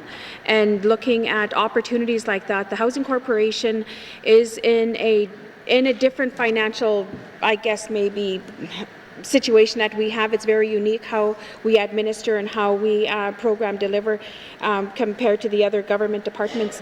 But with what we've got, we really need to rely on the Indigenous partnerships, so we could look at working at projects together. So we could start initiating and starting to put more houses on the ground. I really elaborate on the Indigenous partnerships and the federal money that they're able to acquire. Thank you, Madam. I'll have Jim Martin elaborate on the response. Thank you. Thank you, Minister. Mr. Martin. Thank you, Madam Chair. Yes, so as the Minister mentioned, the Housing Corporation, beyond our capital plan, is working very closely with communities to look for leveraging opportunities. And a good example of that is our work with the Salt River First Nation. And we've supported the Salt River First Nation with the delivery of 6 units to date. And we're building on a very successful partnership there. And we're going to continue to look for those opportunities through various funding mechanisms that we have available to us. The Community Housing Support Initiative program, as was mentioned previously. Also looking for opportunities to partner with Indigenous governments and other partners to leverage additional dollars under programs such as the Co-Investment Fund. Thank you, Madam Chair. Thank you, Mr. Martin. Member for Tabacha. Thank you, Madam Chair. I want to go back to the National Co-Investment Fund. You know, it's controlled by the Government of Canada, the fund. You know, we're always going back to that, there's 60 million there, there's, you know, the Co-Investment Fund, and 25% is all you got to put in. And if the government of the Northwest Territories is really seriously thinking of closing the gap on housing, in the Northwest Territories, 16.5 million is not a bad investment to make sure that we all get equal access to housing in the Northwest Territories, and putting the money in so that the 60 million could be controlled by this government. And I think that you know, thinking out of the box is about time. I think that we have to start realizing that there's other ways of killing the cat when it comes to housing. That's our biggest issue as members in this House, on both sides of the House. And I think that, you know, with all due respect to the Housing Department, you know, it's easy to say, we're going to go through this, and I mean, what is one retrofit in Fort Smith going to do for the community of Fort Smith? Yes, we do have a partnership with Salt River First Nation, and I initiated that program. But you know what? There's not only Salt River in Fort Smith. There's the Fort Smith Métis Nation. There's the community at large. It's not. We have a community that needs housing, and using this co-investment fund as an answer every time without doing anything about it and taking it seriously and getting it into our control is not okay. It's unacceptable for a government to have all this money sitting there, 16.5 million, and you can have houses that'll solve most of the problems. And, you know, instead we're nitpicking of who gets what and who plays with what, and we do play a game here. It's almost like a big dartboard, and we're throwing darts and we're seeing who's going to get this today, one retrofit. I mean, it sounds really unbelievable how this works. You know, I'm not used to thinking in those terms. You know, as a business person and a person who has done some amazing things with the community, not only of Salt River, but the community of Fort Smith. And to listen to people at this level talk in those circumstances is unbelievable. You know, I would make, you know, I think of the bigger picture for all the Northwest Territories, and we're talking about vulnerable people here. I don't care what color, race, or whatever they are. It doesn't all, most of them will be Indigenous, but there are vulnerable people from all races. And it just gets to me that I have to look at page 66 again just to remind myself. I mean, I should have brought a magnifying glass to see exactly what I had there, one retrofit. It's really unbelievable, and I would like the minister to make a commitment, like one of my other colleagues says, and go to the Financial Management Board and ask for the $16.5 million, get this money into our control, and start looking after the people of the Northwest Territories. Thank you, Madam. Thank you. Thank you. Thank you, Member. Minister? Thank you, Madam Chair. I hear the frustration, and I hear you. The co-investment fund is frustrating. It is an opportunity by the federal government, and I am absolutely frustrated with it. It's an opportunity that's out there, but it's not an opportunity. 1 year to process an application is absolutely not acceptable. Now we're looking at this rapid rehousing, and they gave us 3 months to go ahead and throw applications in. I look at it as an absolute insult. And I think, you know, why isn't the Northwest Territories Housing Corporation capable of accessing that money, and we can distribute and we can report to the federal government and say this is how we've spent it. And looking at the list that we have, and with the amount of money that we do have as a corporation, and looking at the additional program delivery that we do have in comparison to what the retrofits and the houses that we're putting on the ground, puts us in a different place. And I hear you, and I hear this throughout the Northwest Territories. I've been to some communities where, you know, we don't even have public housing units that are existing, but then people need their furnaces done, they need their houses repaired. And you know, I can honestly say that we are in almost a crisis when it comes to housing. And there needs to be more emphasis on it. I'd absolutely agree with you, and I am getting frustrated as a Minister for Housing because it's just a lot of needs that need to be met out there, and we're dealing with different clientele as well too that comes with addiction issues and mental illnesses, and it's larger than what is displayed on this page, and and I hear you. I honestly do. Thank you. Thank you, Madam. Thank you, Minister. Member for Tabacha?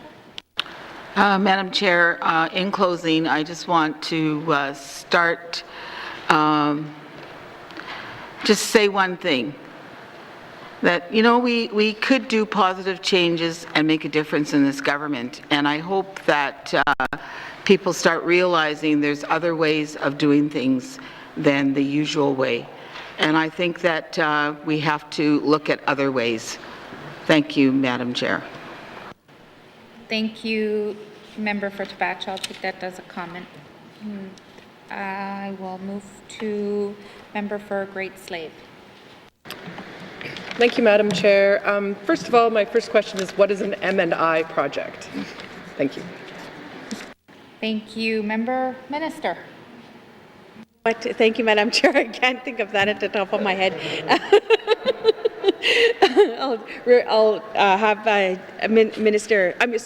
Mr. Martin respond. Thank you. Thank you, Minister. Mr. Martin. Thank you, Madam Chair. M&I refers to Modernization and Improvement Project, which is AKA Major Retrofit. Thank you. Thank you, Mr. Martin. Member for Great Slave. Lots of always funny words that people like. So I looked through your list here very quickly. You have 113 units that you're going to be they'll be retrofitting this year coming up. And if you just do a very rough calculation of the total we're looking at $94,000 a unit for a retrofit. So I understand that there's different variations of levels within these units and what would be required.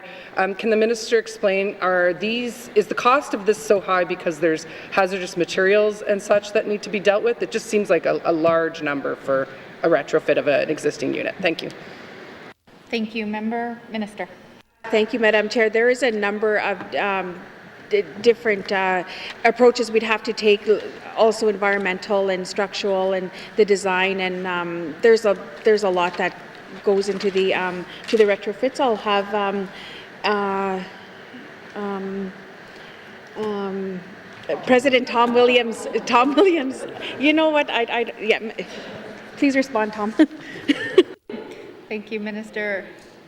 Mr. Williams. Thank you, Madam Chair. Yeah, certainly, under our 3-year action plan that we agreed to with the federal government, it is to protect our assets, the longevity of our assets. So that's why we're putting a lot of efforts in maintaining our existing stock, improving it. We do have an aging inventory, as everybody's well aware. Some are 30, 40 years old. So we do have a methodology on how we develop our capital plan. Maybe I could go through that. It's short. But we have an annual infrastructure deficit of $40 million in housing in NWT. The Housing Corporation must utilize an evidence-based methodology to prioritize allocation of the base available capital funding that will average approximately $15 million a year. Our capital planning process generally focuses on replacing public housing stock that is older than 40 years of age and prioritizing major repair, modernization, and improvement projects for units having a condition rating less than 60%. In some cases where you don't see investment in the communities, it's the fact that remaining is these communities, the units are in good shape. They're above the 60%, above, some are 80 to 90%. They're in good shape because we have, over the years, through our capital planning process, have been improving the condition of these units on the ground. Thank you, Madam Chair. Thank you, Mr. Williams. Member for Great Slave. Thank you, Madam Chair. Madam Chair, I did hear the minister actually already refer to the asset management program to sort of prioritize, and I think that's along what the deputy minister is also speaking of, so that took care of my next question there. I was also really pleased to hear the supports for the Arnica Inn as a Yellowknife MLA. That was definitely something I heard a lot during my campaign, and with my district on the verge of the downtown, very well needed, so thank you for that. I'm glad to hear of the shifting to leverage more money, but I think that actually shouldn't, I was a little concerned to hear the words that we've started to shift towards leveraging our money, which you would have hoped back would have been sort of something that would have been a priority because it does bring more dollars into our economy. Again, I'm sort of more in a comments, I guess, thing, but also just saying that I would like to know, or to ensure that that the ministry is utilizing northern businesses for either the retrofits as well as the tank replacement program. Maybe the minister can speak to the northern procurement content of her work at this point and what the department is doing to maximize benefits. Thank you, Madam Chair. Thank you, Minister. Madam Chair, the Housing Corporation has, I've always had this number out, is 95% is northern employment and northern contractors. And I asked about the additional, the 5%, why isn't it 100? And the 5% is with the, I'm going to forget this, the thing that we built houses on. Space frames. So those have to be constructed in the south, and so I asked, why can't these be constructed in the north? And there's some Indigenous groups that are coming forward that are interested in constructing them and learning how to develop them, or however. But once we're able to have those space frames developed in the Northwest Territories, we would be 100% then. But then if we're looking at specialized, I want to say environmental assessments and whatever that would need a specialized approach, I guess, then we would be looking we're looking throughout the territory, but which happens, it hasn't happened. Thank you. Thank you, Madam Chair. Thank you, Minister. Member for Great Slave. Madam Chair, yes, as one of those people that used to do that, I know there's lots of people in town that can do that kind of work, so I'm glad to hear that. I guess, again, sort of back to my background, I would like to know if your technical staff is being given specialized training around northern and Arctic conditions. By example, the Cold Regions Engineering course that's provided by the University of Washington and run out of the University of Alaska. Are there any sort of programs like that that are being, your technical staff is being trained in? Thank you. Thank you, Member Minister. Thank you, Madam Chair. I just want to comment as well too is that having staff constantly update their training is a priority for me as well too. But I'm curious to see what our technical staff have been doing to keep up with the training that they've been receiving. So I'm going to defer this question over to President Tom Williams. Thank you. Thank you, Minister. Mr. Williams. Thank you, Madam Chair.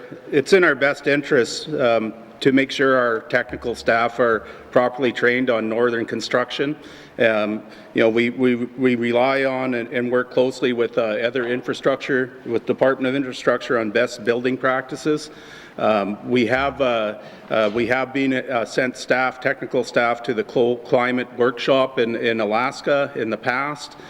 We have, you know, it's constantly ensuring that we provide the technical expertise to build in the north. It's important for us because it's a big investment. Any investment in housing, we have to make sure it's a proven investment and it's going to have the durability that we need. Thank you, Madam Chair. Thank you, Mr. Williams. Member for Great Slave. Thank you, Madam Chair. My last item is just around when you're doing the major retrofits, say of 19 units in Yellowknife. I'm assuming that's not all 19 units in one location.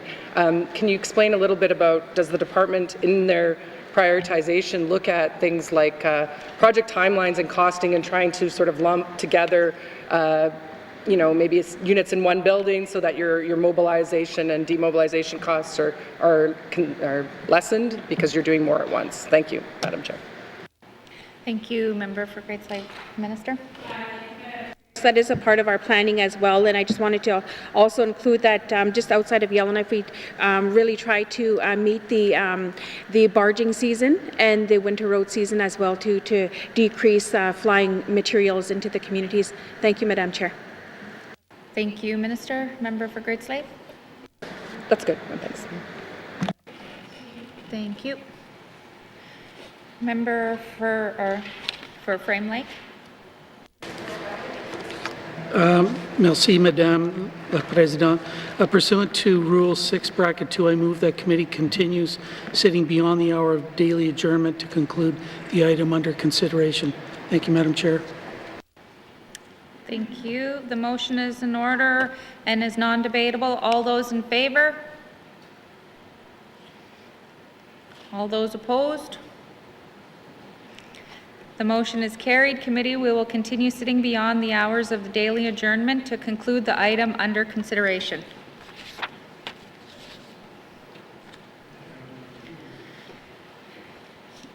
Member for Cam Lake. Thank you very much, Madam Chair. I'm wondering if the Minister has a number in mind of what it would cost to ensure that every Northerner had access to a suitable, adequate, and affordable home in the Northwest Territories. Thank you. Thank you. Member, Minister. Thank you, Madam Chair. I want to say that the number out there is quite significant, and I don't want to guess because I heard the number and I was quite shocked. I'll refer the question over to Mr. Tom Williams. Thank you. Thank you, Minister. Mr. Williams. Thank you, Madam Chair. Coming up with a number, and I think I raised this number when you guys first started. We did do some costing on what would it cost to get out of the housing crisis in the NWT. And it's a very high number. It's $500 million. If we wanted to reduce our wait list of approximately 900,000 people on a wait list to put adequate housing in every community, we need some money, big time. We rely on the core need report that the process, I think the last report was just submitted or produced past year. And we take that into consideration when we do our capital planning of where we put the assets. Another area that is very important for us to inform the process is an endeavor that we're underway right now is the community housing plans. The development of community housing plans across the NWT is going to really inform not only existing need, it's going to future needs in each community. And every community has different needs. You know, we've been, as the minister alluded to earlier, we've traveled to 14 communities over the summer. So we got to see firsthand. And every community, when we're doing these community housing plans, I think we have about 14 or 15 underway right now, they all have different needs. And they have different solutions on how to meet those needs. So, you know, we're very encouraged that I know the progress and the community housing plans is not quick enough at times, but it is a very informing document that's going to help not only for this year or future years, it's going to dictate how we spend our money and where do we have to access additional money to meet those needs. Thank you, Madam Chair. Thank you, Mr. Williams. Member for Cam Lake. Thank you very much, Madam Chair, and thank you to the Minister and Mr. Williams for answering that. And I think it's a really important number to have on the record here for Northerners. And I think it's really important for us to understand that we can't afford to leave any money on the table. If the feds are willing to give us money, then we need to be able to do what we can to access that money. And as the 19th Assembly, we also need to support one another on both sides of the House to make sure that that money is ending up in these budgets so that it's available for the Housing Corp to turn around and spend it on housing in communities, in regional centres, in Yellowknife, that it's available to take advantage of programs like the Co-Investment Fund. And so when I sit here, and actually here's a good question, can the Minister point to me where, and I was very happy to hear that the Hay River Family Support Centre is being considered for Co-Investment Fund and that Housing Corp intends to support that, and also the Yellowknife Women's Society Arnica Inn, and that Housing Corp plans to support that through the Co-Investment Fund. So where does that number show up in the capital budget? And does it show up in the capital budget, or is that in the main estimates? Thank you. Thank you, Member for Cam Lake. Minister? Thank you, Madam Chair. I'll just revert the answer to Mr. Jim Weller. Thank you. Mr. Martin?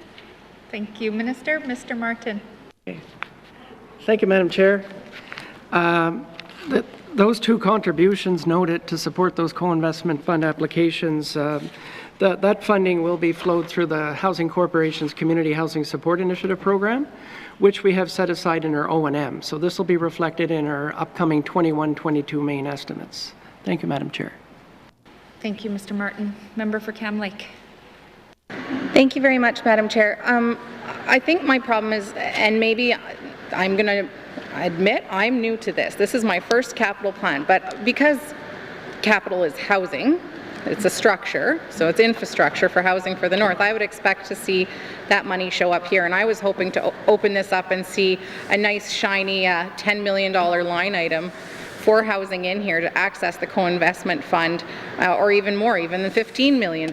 Like, to me, for us to be able to have access to every single co-investment dollar every single year that's still available is really important. And so I guess I'm wondering how come there's no line item here for capital for the co-investment fund. Thank you.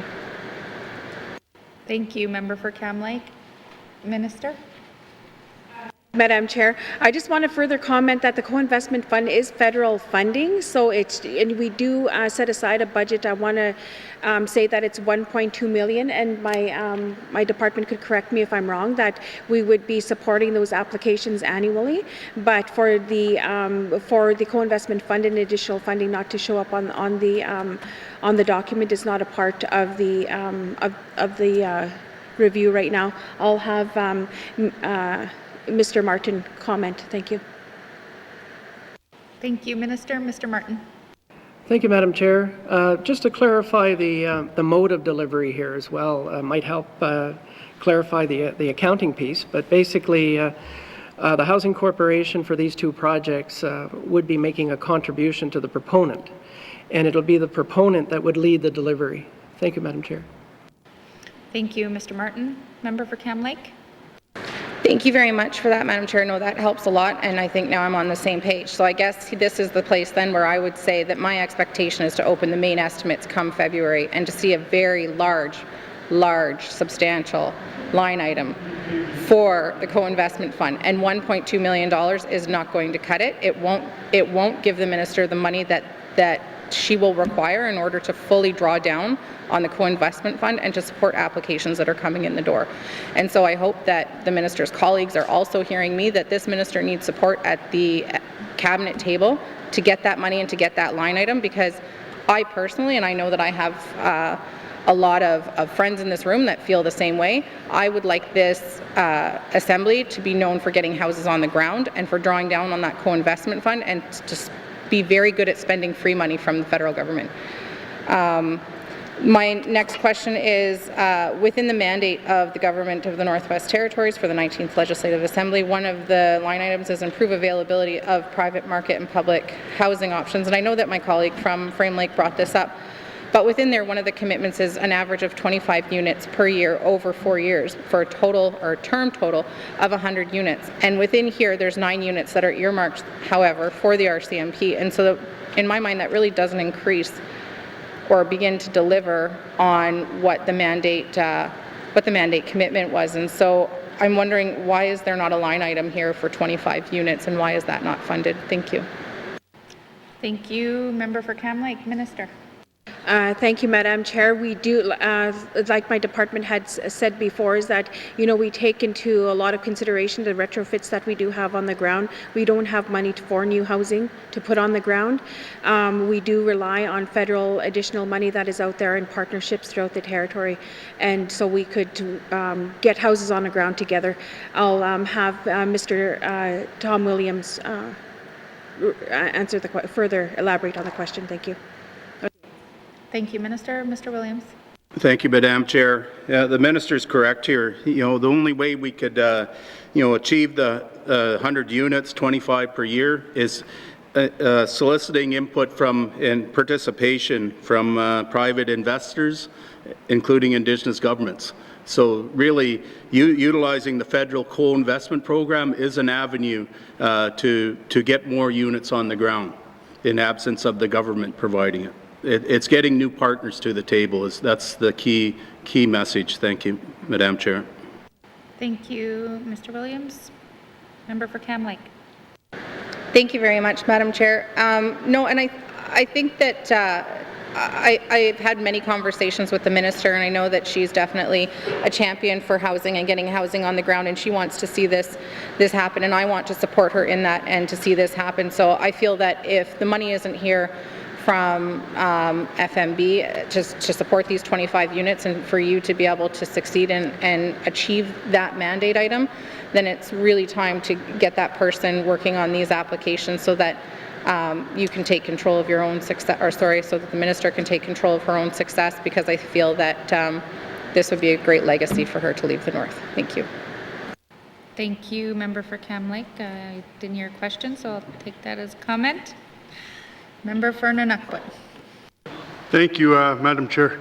No, just in regards to the major retrofits in the community, small communities that I represent anyway, I think that the quality of workmanship, I guess, going into making sure, to make sure that we have a Red Seal carpenter that's traveling with these people that are coming into the communities and making sure they're certified. Because I've been getting a few calls in regards to the workmanship and not having Red Seal carpenters on site. I just want to make sure that that's being done. Thank you, Madam Chair. Thank you, Member. Minister? Thank you, Madam Chair.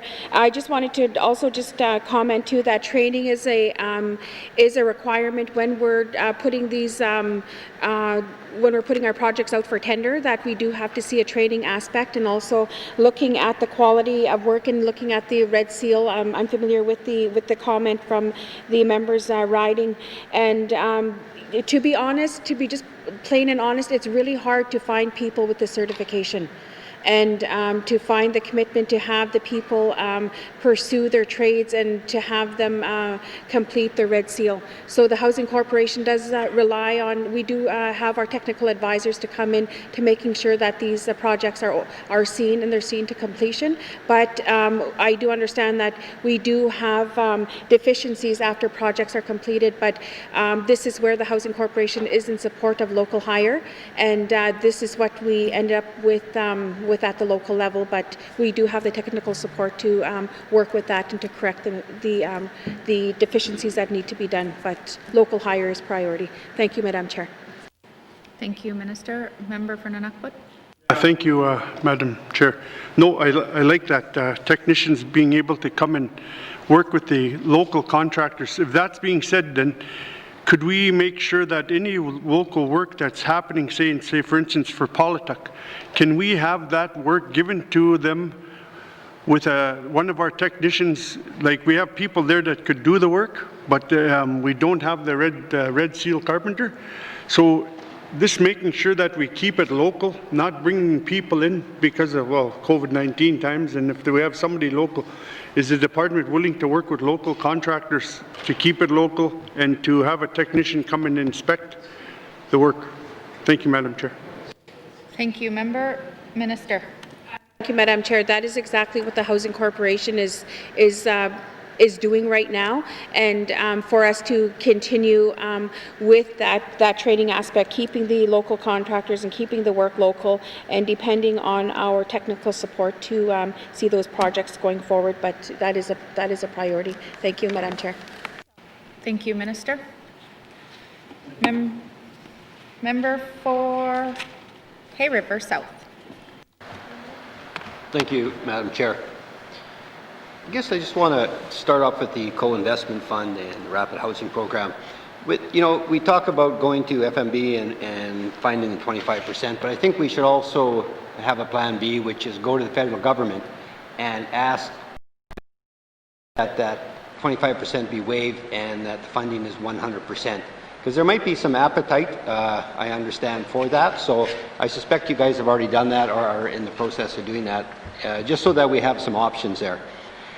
Because I don't want to see that money disappear. The way we're going, it's going to lapse. And even though we've still got another 6 years or whatever, I'm just afraid we're not going to see it. So we've got to use every angle. And the other thing again as well is to try and get that $60 million over here in the Northwest Territories. We have control of it, and the department then can manage it and get it out faster and help do the reporting.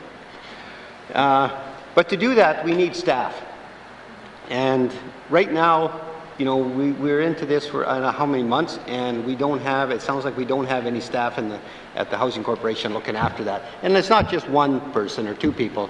Like, we're talking, upwards of $60 to $100 million. I expect to see, 3, 4, 5, half dozen people there just pushing this till all that money's gone, because more than likely there's going to be more money after that.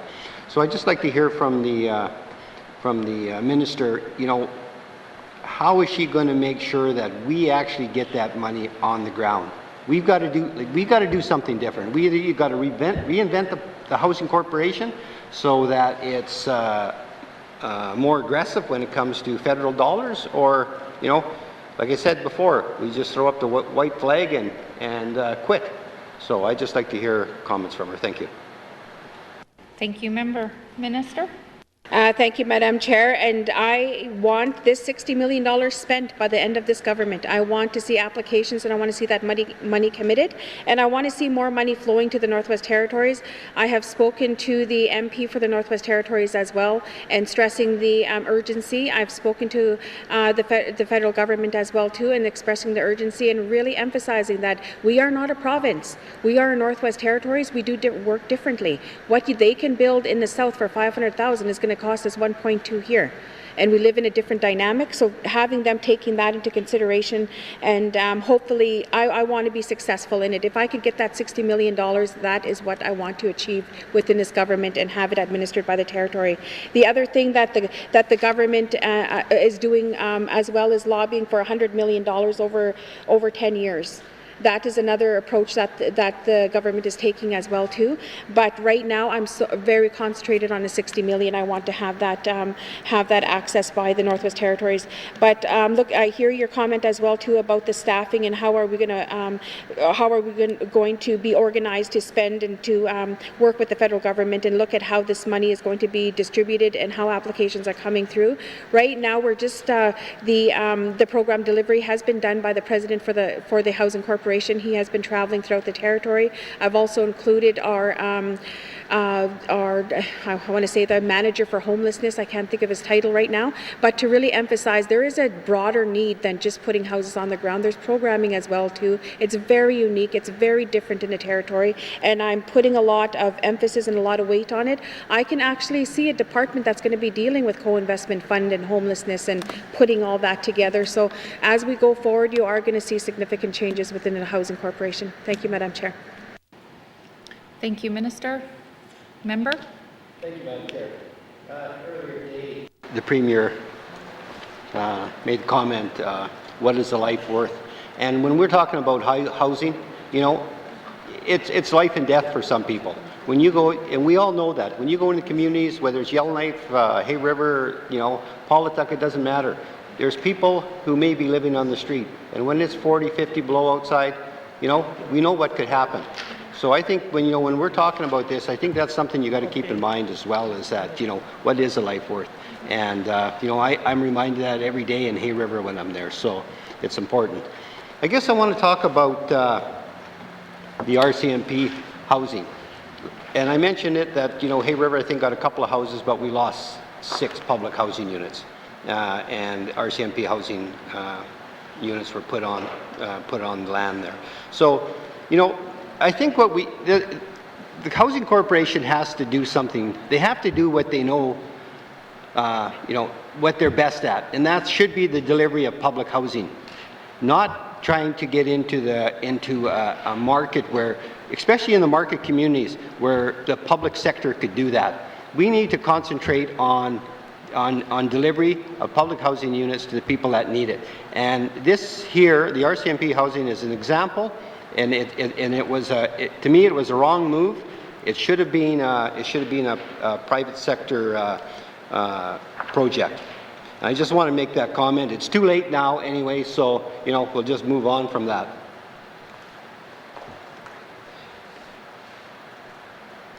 We talked about the Family Support Center in Hay River was talked about, and you know we've met with them a few times, and you know they're getting frustrated as well. You know, they've been without their own building for a number of years now, and they may end up losing the building that they're in. And you know, again, we're talking about people's lives. There could be people on the street, so you know, and they're going after the co-investment dollars.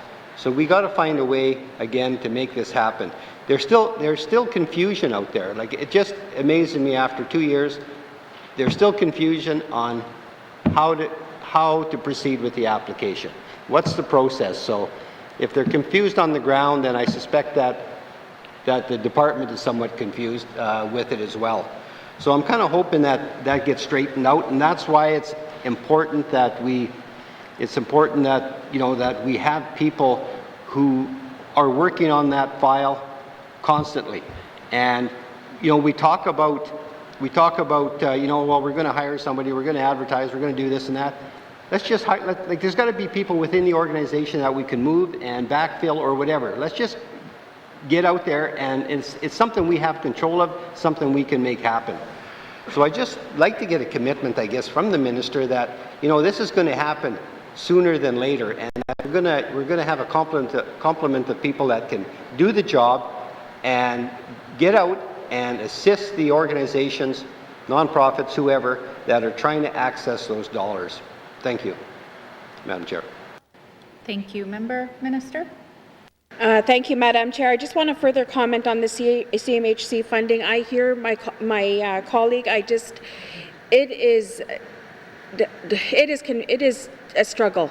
You know, we wanted to travel into Delaney. Talk about the amount of emails that had to go to the federal government. Ridiculous. Honest. I was just appalled by it that, you know, they want us to be working with the $60 million.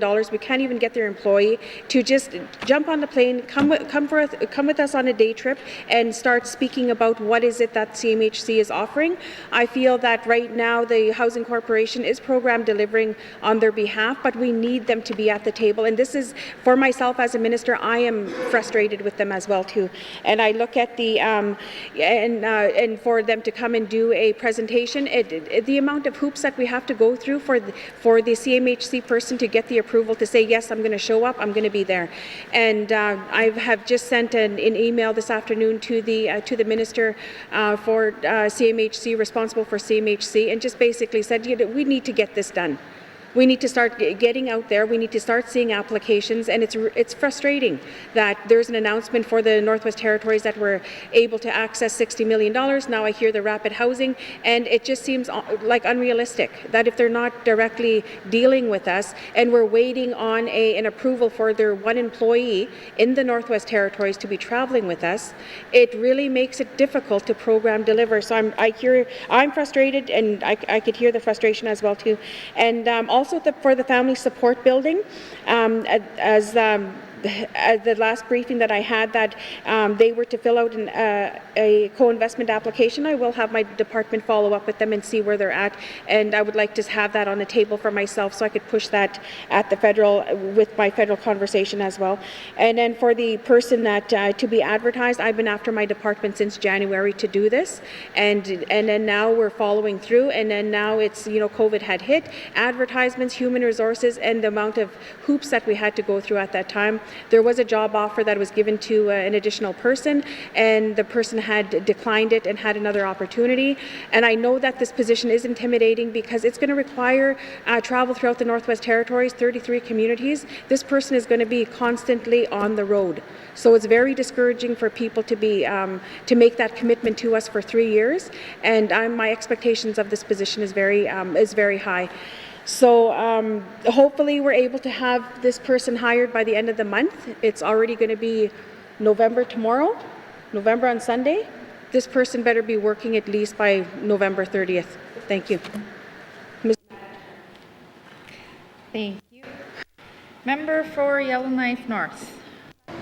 Thank you, Madam Chair. I think there's strong support in this room and in this assembly to give more money for housing. However, I do have some concerns about the current structure of the Housing Corporation and the way it operates. I don't want to just throw money at it if it doesn't ultimately put more houses on the ground and that for the best bang for our buck. And I have some concerns about the lack of democratic oversight of the Housing Corporation. I'm looking at a budget here I don't get to vote on. I don't even have an ability to put money in this budget. There's one minister, and then there's a president. There's no board. We got rid of the board. And I think the amount of interest in housing it doesn't have the proper structure set up. When I look at BC, Ontario, Nova Scotia, it's the Department of Municipal Affairs and Housing. Municipal Affairs and Housing. You happen to be the Minister of Municipal Affairs. I believe there needs to be a department set up who's responsible for the Housing Corporation. Is the minister willing to move the Housing Corporation into Municipal Affairs? Thank you, Member. Minister. Oh, sorry. Good. Thank you, Madam Chair. This is something that was brought to my attention, and I just need to look at the complexities of amalgamating these two departments. But right now, I am not in. I would not want to do that. Thank you, Madam Chair. Thank you, Member. Our Minister. Member. Yeah, thank you, Madam Chair. I guess I want the minister to caution that they're not two departments. One is a arm's length corporation, the other is a department. Is the minister willing to have a conversation with the Premier and bring back some options to regular members on corporate restructuring for how we fund housing in the Northwest Territories? Thank you, Madam Chair. Thank you, Member. Minister. Sorry. Thank you, Madam Chair. Yes, I will. Yes. Thank you. Thank you, Minister. Member? Thank you, Madam Chair. Could that analysis include whether the Housing Corporation should have a board, and perhaps a board of deputy ministers even, at least then at the DMC committee they would argue for some more housing money. Thank you, Madam Chair. Thank you, Member. Minister? Thank you, Madam Chair. I would just take that as a comment. Right now, I like the way that the Housing Corporation is structured. We have the capability of becoming very innovative and creative with the funding that we do have. And looking at the structure, I know I wouldn't change it. Thank you, Madam Chair. Thank you, Minister. Member. Thank you, Madam Chair. The Minister is also the Minister responsible for homelessness. Perhaps a bad name. Minister responsible for ending homelessness is the goal here. Is the Minister, you have no staff presently for that title, you just have an arm's length corporation. Is the Minister willing to look into getting herself some staff for ending homelessness? Thank you, Madam Chair. Thank you, Member. Minister. Thank you, Madam Chair.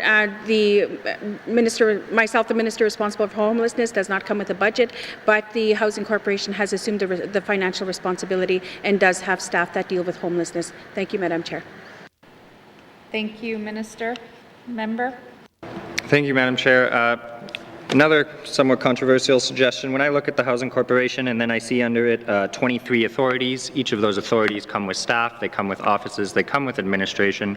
My experience has been tenants are mad at the housing authorities, the housing authority is mad at the Housing Corporation, the minister is frustrated, this room is frustrated. It seems to be a big chain of frustration in regards to housing and a bunch of homeless people at the bottom. I really don't believe that the housing authorities are the most efficient use of dollars in that those administrative costs mean we're not spending money on actual houses. Is the minister willing to look into removing some housing authorities? Right now, I'm going to just kind of redirect back to the questions related to capital. Just thank you. Member? This gets to my entire point, Madam Chair. I'm looking at a capital budget which the Housing Corp goes and creates, which is undeniably based on how much it has to pay the authorities, how many staff the authorities have, how much staff it has, because it all comes out of one other O&M budget. Perhaps the minister can look into that in coming back with options of corporate restructuring. How many public housing units do we have in Yellowknife, and what is the current wait list in Yellowknife, Madam Chair?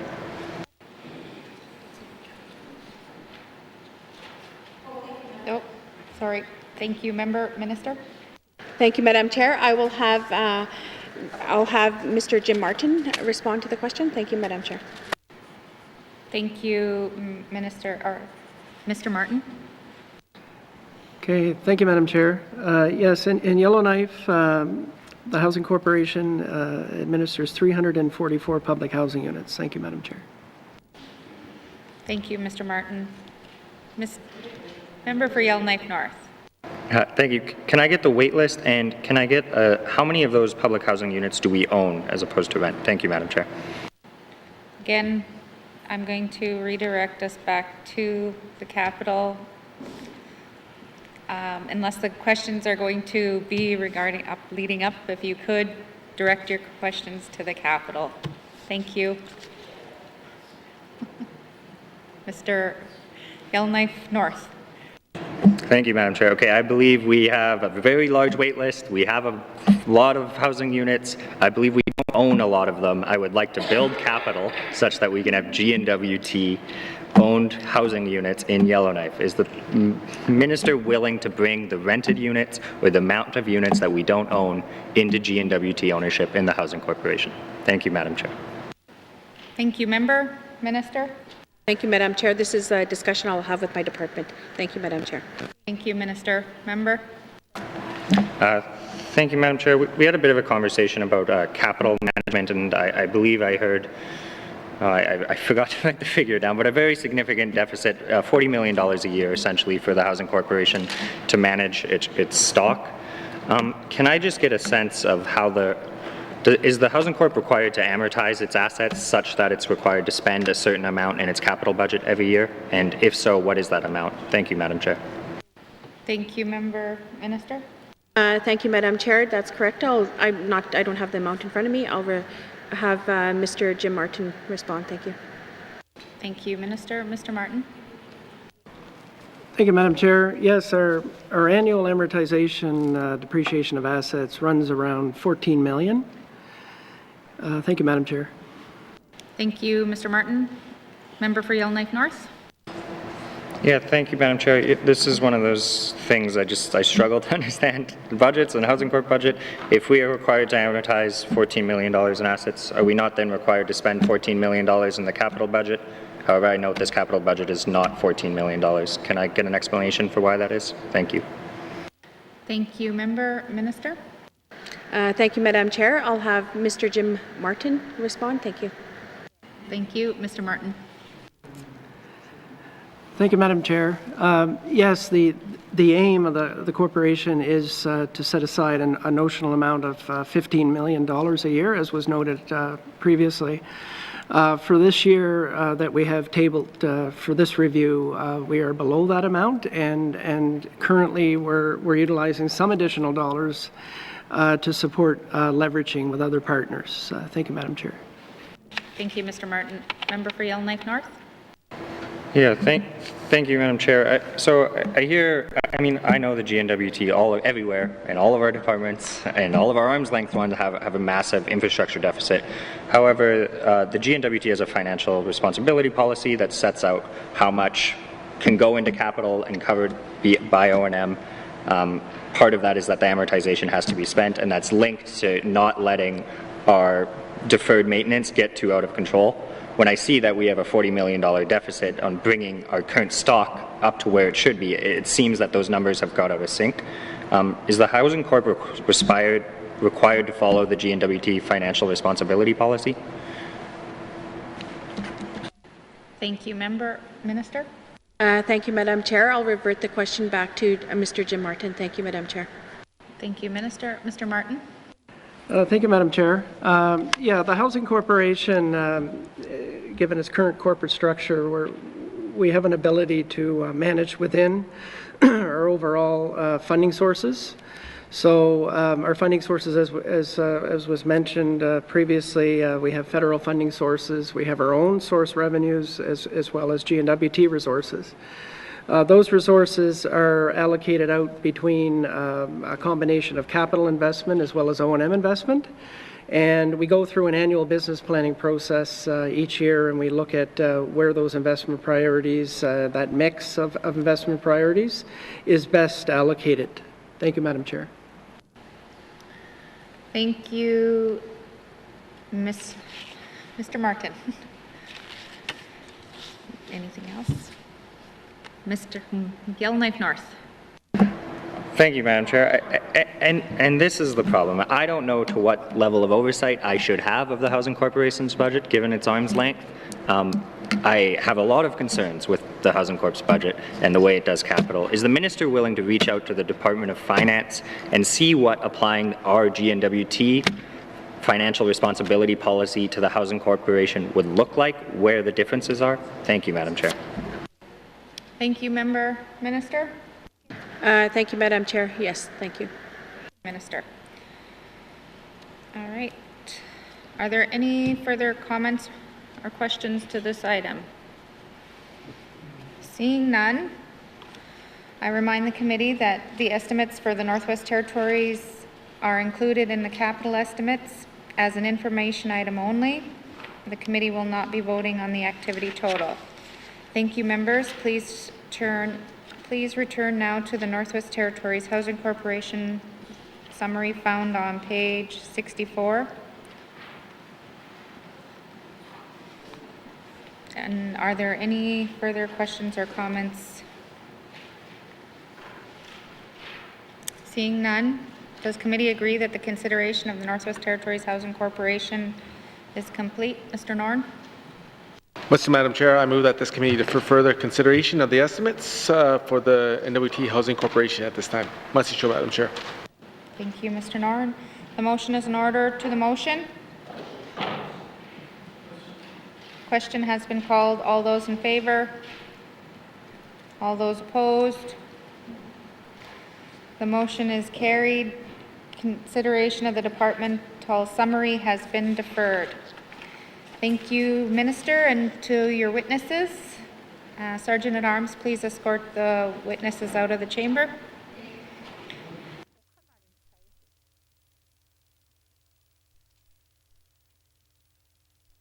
Noting the clock, committee members, I will now rise and report progress.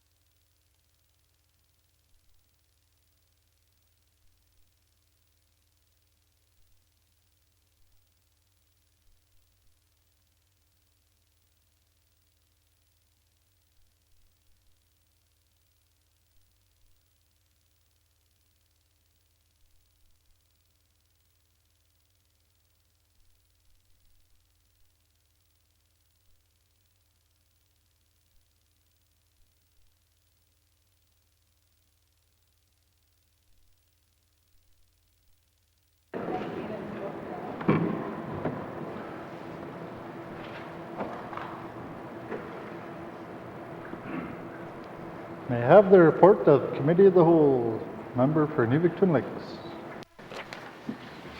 Thank you, Mr. Speaker. Mr. Speaker, your committee has been considering table document 181-19, brackets 2, capital estimates 2021-2022, and would like to report progress with 2 motions carried. And Mr. Speaker, I move that the report of the Committee of the Whole be concurred with. Thank you. Thank you, member for Nuvik-Twin Lakes. Do we have a seconder? Member for Nunavut. All those in favor? All those opposed? Motion's carried. Third reading of bills. Third reading of bills. Mr. Clerk, orders of the day. Orders of the day for Monday, November 2nd, 2020, 1:30 p.m. Prayer, minister statements, member statements, return to oral questions, 358-19-2, recognition of visitors in the gallery, acknowledgements, oral questions, return to written questions, replies to the Commissioner's address, petitions, reports of committees on the review of bills, reports of standing and special committees, tabling of documents, notices of motion 21-19-2, notice of motion for first reading of bills,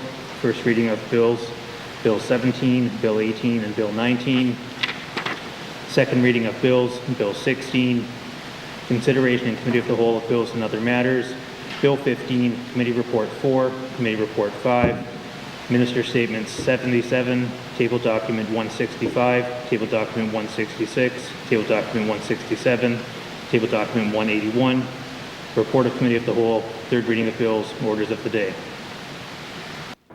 Thank you, Mr. Clerk. Colleagues, this House stands adjourned until Monday, November 2nd, 2020 at 1:30 p.m.